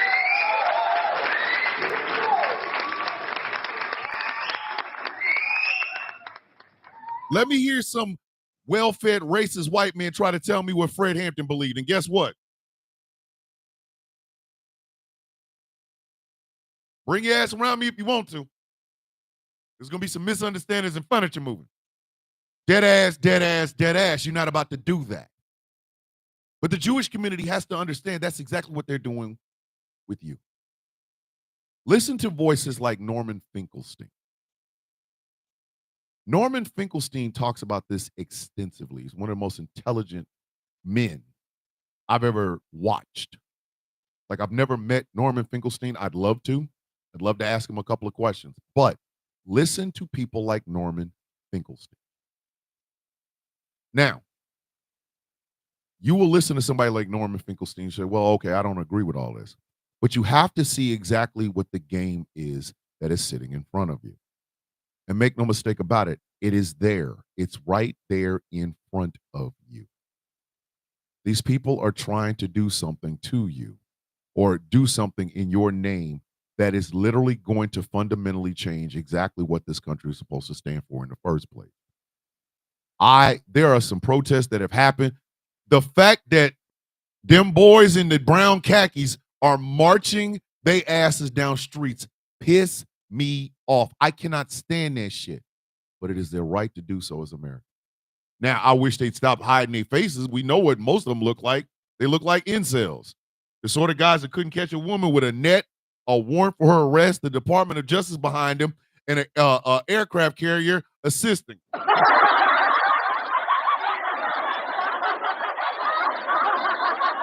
Being honest. But I gave the majority of my adult life. I gave the majority of my adult life protecting their right to be able to do what they are doing. You don't have to agree with a protest. But in this day and age, we have turned protests into riots when black folks are there, or we've turned protests on college campuses into rampant anti-Semitism because Jewish people are there. Do you see now what I'm talking about? They're using you. And you have to be smarter than this because, again, I go back to what I said in the beginning of this show. Black folks and Jewish people will always get it first. It's always 1-2. It doesn't matter which 1-2. If you find a person that will use the N-word, they absolutely 100% believe that Jews run the universe and that they're money hungry. If somebody believes in using the K slur, they absolutely 100% believe that black folks are lazy, on welfare, and we're criminals. They are always 1 and 2. We're supposed to be smarter than this. Black folks and Jewish people are supposed to be smarter than this. We understand the game. We do. We know how the game played. We know it. Whether it's, as my brother Professor Moriarty says, well-meaners, or whether it's flat out, honest to God, 100% dyed-in-the-wool racists. We know how the game is played. It's always 1-2, always 1-2, always 1-2. And this stage of the game, we should be smarter than this. There are connections between Jim Crow and Hitler's bullshit. Good morning, Jeff Kennedy from the other side of information. You still on the recovery, man, buddy. I love you, man. I love you. Please, thank you for tuning in. Jeff Kennedy is my partner here at GCPR. He's also my brother and one of my closest friends on earth. It's always 1-2, kids. Always 1-2. And what they are going to do is they're going to use the fear that every Jewish American carries. They're going to use the fear that every Jewish American has based on the history, the family members that have spoken about it, the friends that have spoken about it, how their mothers and fathers and grandmothers and grandfathers talk about the horrors of the funny mustache man's regime. They're going to use that to fundamentally change how every single solitary child in America is taught. That will be the legacy. The same people that don't have a problem bringing up George Soros as if that is not a Jewish slur now are the same people that are telling you they're trying to protect you. Just like when white racist conservatives tell me, well, Malcolm X said something about white liberals. Do you remember? Like, bitch, you I know what you're doing. Bitch, I'm smarter than that. You're not about to try to get that one off on me. I'm sorry, bro. Kiss 3 fists in my black ass. It ain't happening. Y'all gotta be smarter than this. Because if you allow this to happen in your name, future people will judge you harshly because you sat and did nothing. It's that poem. First they came for the trade unions, and I did not say anything because I wasn't a trade union. It's that same thing. They literally want to take away the rights of citizens in the United States to protest. Every single time. What? Everybody bragging about that hands-off protest, quote unquote, right?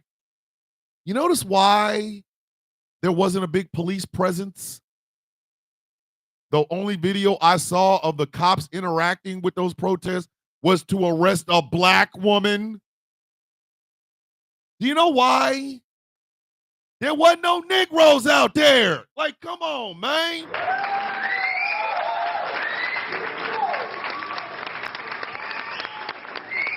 Thank you, Ms. Mackey. The Martin Niemöller speech. The only reason there wasn't no damn big-ass police presence with the dogs and the tear gas and the dressing up like Navy SEALs is because wasn't no Negroes out there. Just a bunch of white people with signs. They're like, we ain't gonna put the cops out for there. If it's 10 Negroes in a rap cipher on a corner, we gonna get the ghetto bird, aka the goddamn helicopter, and 3 or 4 battle rams coming up to try to stop us from singing. Come on now. Like, damn. How obvious was it, kids? How obvious? It was a great protest, and nobody got arrested and shit. Because there wasn't no Negroes out there. How can you brag about some shit when you know why there ain't some shit out there? I seen 5 black dudes in a doo-wop band sitting on the corner doing doo-wop songs. 4 cop cars pulled up on their ass. 5 black dudes singing doo-wop.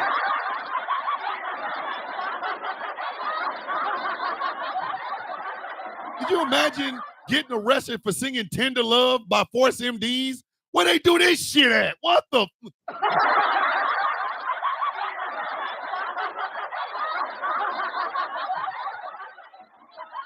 Five dudes doing a whole song of Tender Love to some girls that was like in the neighborhood. Here come the cops. Get on the ground. Get on the ground.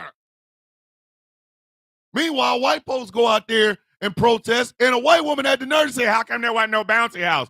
How come wasn't no cops? Oh, that's right, because there wasn't no Negroes out there. You didn't accomplish shit.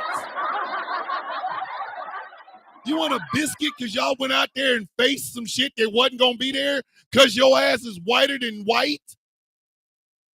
No. Have a joint protest, black folks and white folks, and watch what the hell happened. Ghetto bird, here come the army, everybody get on. It could be a protest to put Force MDs in the Rock and Roll Hall of Fame. There's going to be 50-11 goddamn cops out there. Shut up.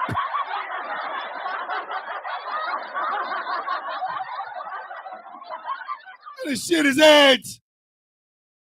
You, come on. But this is, again, the optics do not lie. The optics don't lie. In the name of fighting anti-Semitism, the federal government is trampling on the rights of citizens to protest. They are trying to change the curriculum at colleges to a less diverse, less inclusive, less everything except whiteness. Oh, and by the way, kids, diversity, equity, and inclusion also covers people with disabilities. It covers veterans. I'm a 100% disabled veteran. So no, it's not DEI just because I'm black. I'm a disabled veteran. I have disabled placards on my car or on my truck. I am a 100% disabled veteran. Two of the groups that never seem to get brought up when they talk about DEI. And guess what, my Jewish brothers and sisters?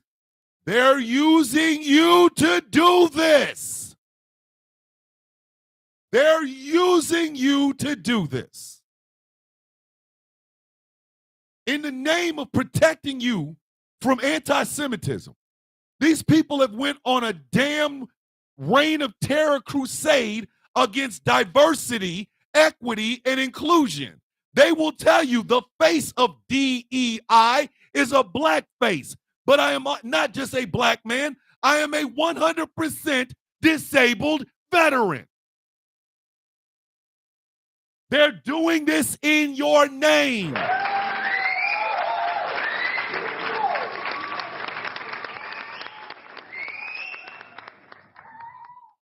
At what point do you take the narrative back?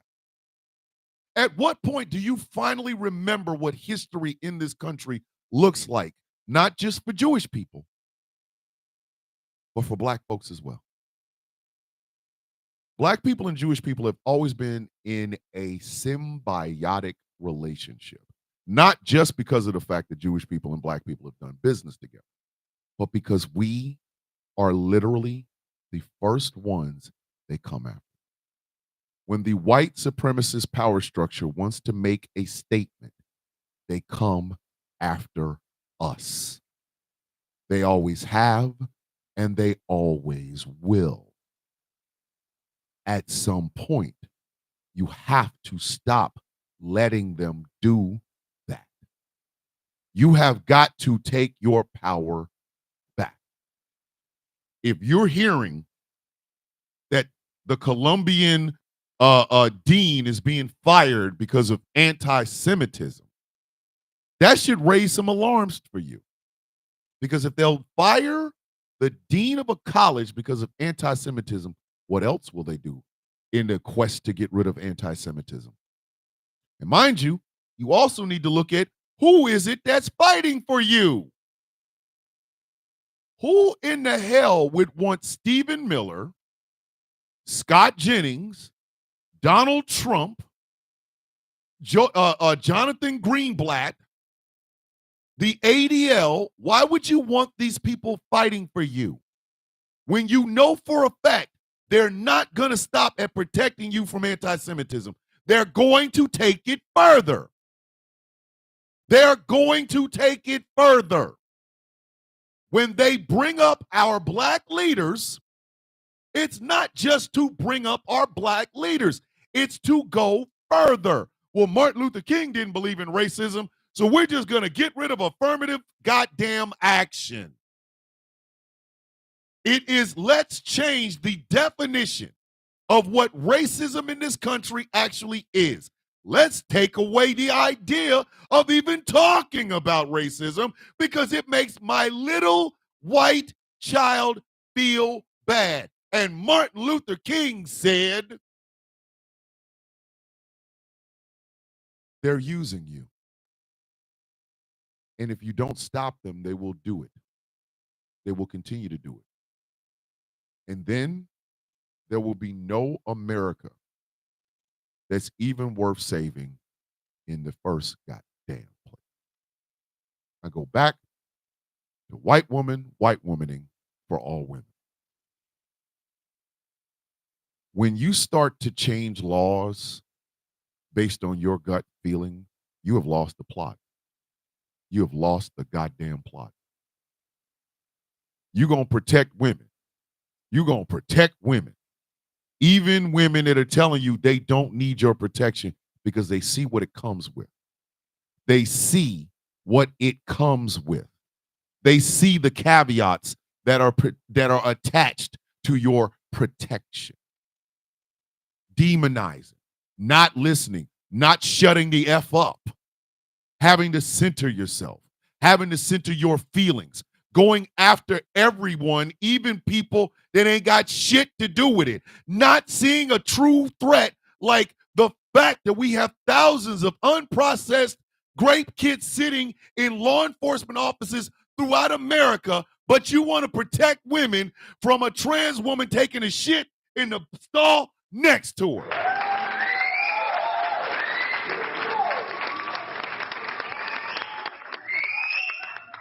This is why women are looking at this movement of women protecting women as bullshit.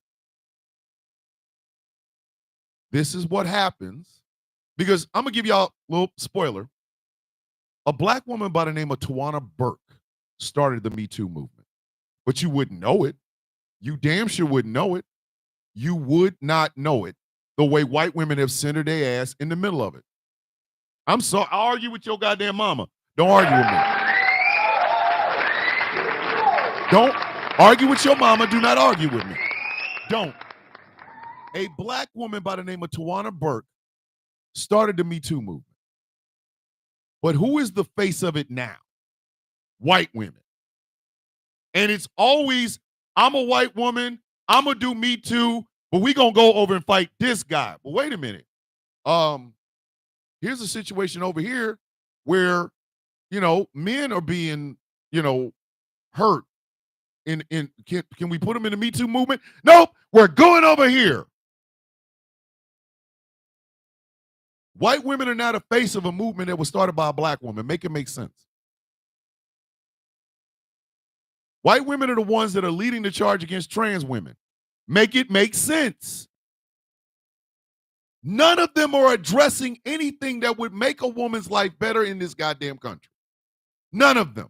All of them talk about safe spaces and allies and shit. That's why a lot of women don't want shit to do with you. That's why. It's performative for you. And a lot of women, black, white, Native and Indigenous, Hispanic, Asian and Pacific Islander, femme presenting, trans, they are telling y'all, please, in the name of everything that is holy, shut your punk ass up. You don't speak for me.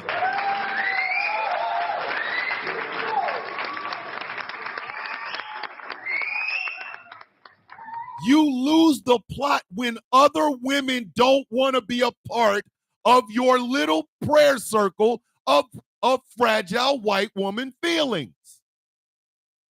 My Jewish brothers and sisters, you've got to do the same damn thing. It can't be enough to have those conversations amongst yourselves, amongst your Jewish family. Y'all got to stand up and say this shit as loud as humanly possible.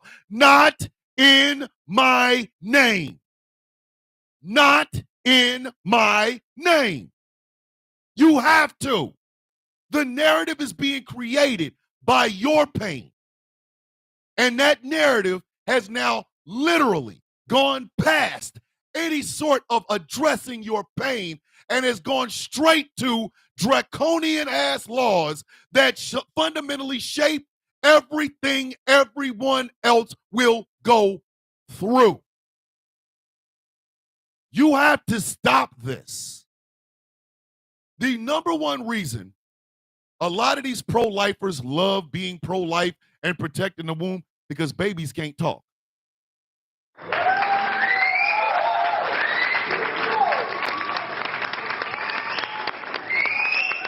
Babies can't talk.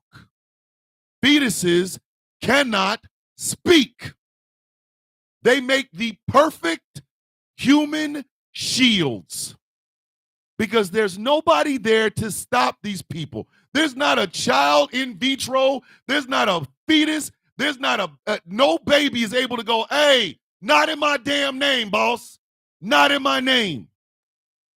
When it's in the womb, it cannot talk. That's why it makes the perfect human shield. That's why the women who carry these children are not listened to. Because the one that they're supposedly protecting cannot say anything. And they're using these fetuses, they're using these babies to pass draconian laws. Because the babies can't talk. So it becomes imperative on those of us with a voice to speak. I don't care if I'm hated. I don't give a shit. I'm too old, too cranky. My money is straight. I don't care. I'm trying to do the maximum amount of good in this world as long as I have breath in this body. When I speak into this, when I speak in front of this, I try my absolute damnedest to give you something to think about. I'm not the protest guy. I'm not the leader of the protest guy. Hell, my agoraphobia makes it to where I'm not even really the crowd guy. Like, oh shit, there's more than 5 people here. I gotta go. But what I am is the one that makes you think. Some of y'all are gonna leave this show today and be thinking about this for the rest of the week. I hope you are. I do. The reason I get so much hatred on TikTok is not because I use profanity. It's not because I'm a smartass. It's not because I'm arrogant. It's because I'm telling the truth. I'm looking at this shit from a different level. I'm looking at this from the outside. I maintain my outsider nature. So when I see it, I can tell it to you because I'm looking dead at it. I'm looking dead at it. And right now, what I see is this. Jewish people's pain being used to pass laws that affect all of us. White women centering themselves in fights that is supposed to be about all women. Black people being gaslit with our own leaders' words to shame all of us. And I see the powers that be are winning. I don't mind. Hate me if you goddamn want to. I'm cool. I'm cool. I'm dead ass. I'm okay with it. Hate my black ass. But look at what I am telling you and see if I'm making it up. I'm telling you, you will find no reason to believe that I'm making it up because they're doing it. Black folks and Jewish people. There you go. Right there. Number one's number two. Boom. We will get it first. We will get it the harshest. Every single time.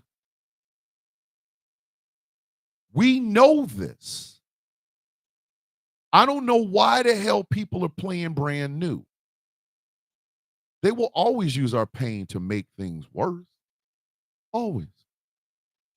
Same thing with the white feminist movement. There's a lot of white feminists that maybe need to get their head off their ass. I mean, to get their ass off their shoulder. Maybe they do. Like dead ass. Maybe they need to get their ass off their neck. Some of y'all are out here screaming all this shit, and y'all ain't even listening to the damn group of women that are telling you not like that, not in my name. I will believe that the white feminist movement has anything good to say when they shut their punk asses up and let black women speak. That's when I will start believing it.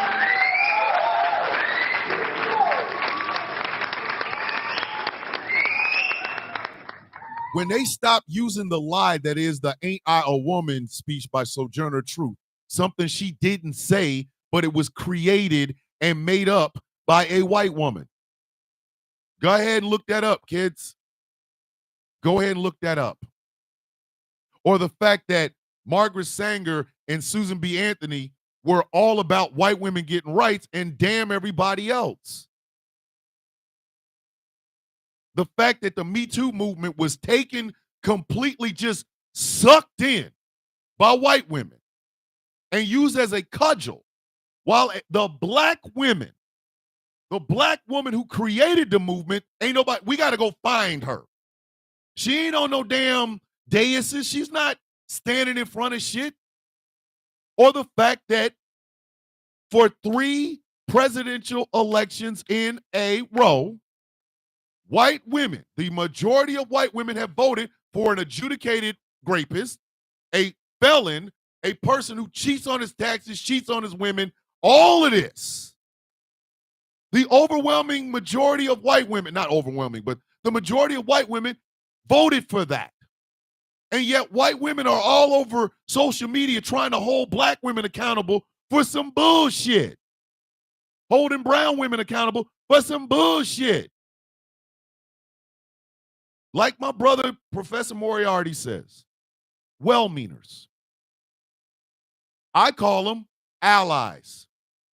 And I will continue to say the word ally is a slur. Black folks, we know who our accomplices are. It never has to be said. We understand the assignment more than a lot of people even realize.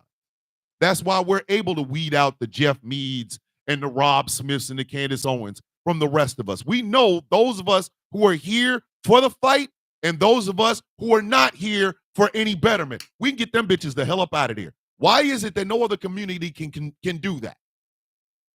Jonathan Greenblatt is not here to protect Jewish people. Sorry, I said what I said. I said what I said.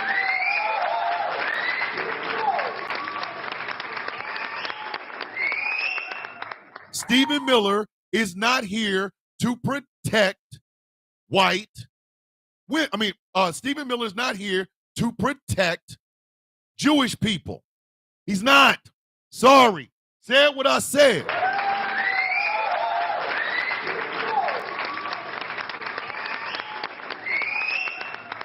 A lot of white women need to learn what an ally truly is. Because right now, they're not being an ally to anyone. They are, once again, putting the spotlight on themselves at the detriment of all women. And they are out here advocating and saying things that is truly against woman empowerment. And it does not take into account anyone other than white women. I argue with your goddamn mama.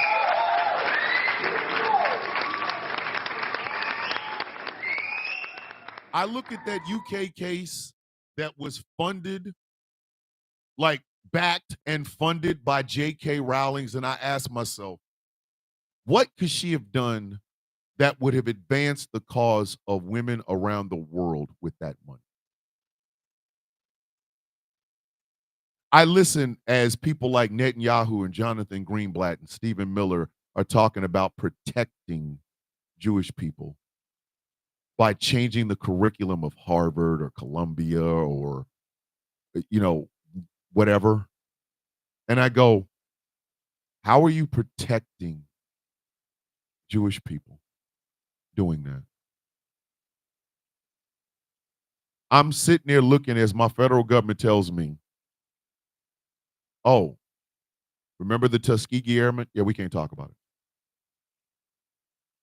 Hey, Harriet Tubman was buried as a brigadier general. She was awarded the rank of brigadier general. Yeah, we can't talk about that. How is that working towards this quote unquote colorblind society by erasing my history? And again, this happens when well-meaners or allies stand in the forefront of something. It is a humbling experience hearing the horror stories from women about what men have done to them. It is a very humbling experience. It's very uncomfortable. It is very, very uncomfortable. But it leads towards an understanding on my part and becoming a better accomplice to women going forward. The Jewish community, these protests might bother you. They absolutely 100% might. Will you face some level of anti Semitism amongst these people? Yes. Am I saying all of them? No, but there will be some anti Semitic human beings that will try to infiltrate these protests. It is an uncomfortable situation, but it is also something that you absolutely should hear. Because the beauty of hearing these protests is this: you then know what it is that our federal government is trying to do and why. You mean to tell me you're going to snatch a man off the streets and deport him because he said something bad about my community, even though A, it's protected under the First Amendment, and B, I would love to have a conversation with this man? You just gonna snatch him up off the streets trying to protect me? I don't need you to protect me. I don't. I do not. I'm not that fragile. The father of Lincoln Riley begged these people not to do what they did. And because of what they did to the name of his daughter, we have a man who has literally been snatched up and deported to a prison and then had photoshopped tattoos on his knuckles that supposedly put him in a gang he doesn't belong in. His history, him and his wife having a problem with domestic violence and shit like that. Now all of a sudden it matters. Now we're protecting women. Really? Do you see now how all this works? Sometimes you have to take control of the narrative, because if you don't, the narrative will take control of you. If you do not take control of the narrative will take control of you. And my Jewish brothers and sisters, We've been down this road before. We have. We have been down this road before. While women are running around here talking about trans people in bathrooms, the federal government, the Department of Defense, is also erasing the strong history of women in the military. I would think that would be a bigger problem than, say, a trans woman taking a shit. But have you noticed it isn't? Have you noticed where they have tried to direct the fight? They've tried to direct women to fight. Have you noticed?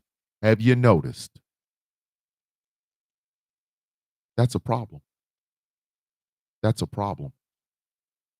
Take control of the narrative before the narrative takes control of you. At some point, you're going to have to. At some point, you are going to have to. Again, it's uncomfortable. Very, very uncomfortable. It's not designed to be something that you just do and not be changed by it. It's a humbling experience. But it leads to better accomplices. It leads to a better understanding. And it leads to people having a voice against those who want to use us as a Trojan horse to change everything for everyone else. Take control of the narrative before the narrative takes control of you.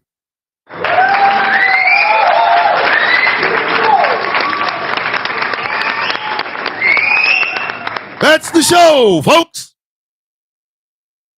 If you like what I am doing here and would like to help me continue to do it, think about becoming a Patreon at patreon.com/Thomas the Villain Bishop. For as little as $3 a month, you can help me keep all of this running. Deborah, you are a member. I just had to set it up. Got to make sure, you know what I mean? Whatever. But I will fix that. Yeah. So the barn should be, we're going to be working on it.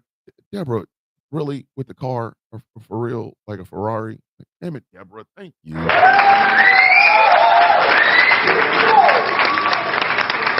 Hello.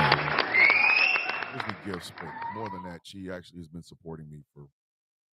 I really want y'all to understand that. I think the second show that we did, Deborah was there, and she has been there ever since. Good, bad, great shows, horrible shows. She has been there, and she's my big sister. There's that. But yeah, think about becoming a Patreon, patreon.com/Thomas the Villain Bishop. This show has been brought to you in part by Smooth California. Go to smoothca.online. Look out for a promo code to get you a % off of your purchase. Myself and Solid Blue Sister will be working on it.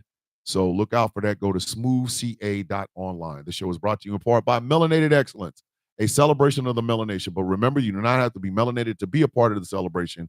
melexcellence.com. Look out. We're going to have a promo code for that as well. And finally, the show has been brought to you by Something Black Made. Go to somethingblackmade.com.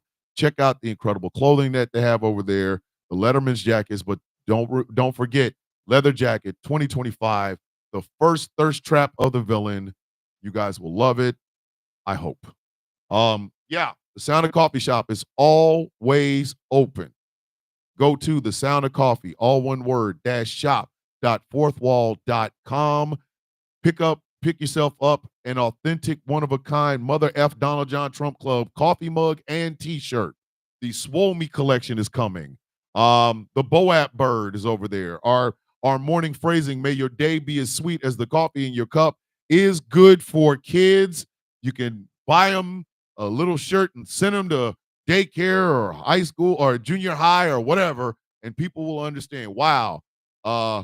Have a great day, because I hope it's as sweet as the coffee in your cup. But remember, the Sound of Coffee, all one word, shop.fourthwall.com. Okay, kids. What do we say every day? What do we say every single day.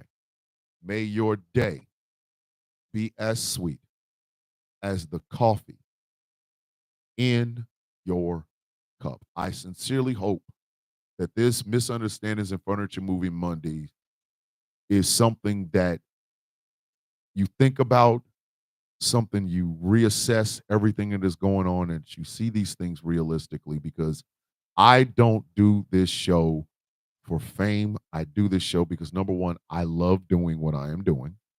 And number two, and more importantly, I want you to be the best version of yourself. I love you, Miss Mackey. I love all of you. Please remember that I love every single one of you. Ladies and gentlemen, my name is Thomas Bishop. I am known as the villain. I am the brutalist, and this has been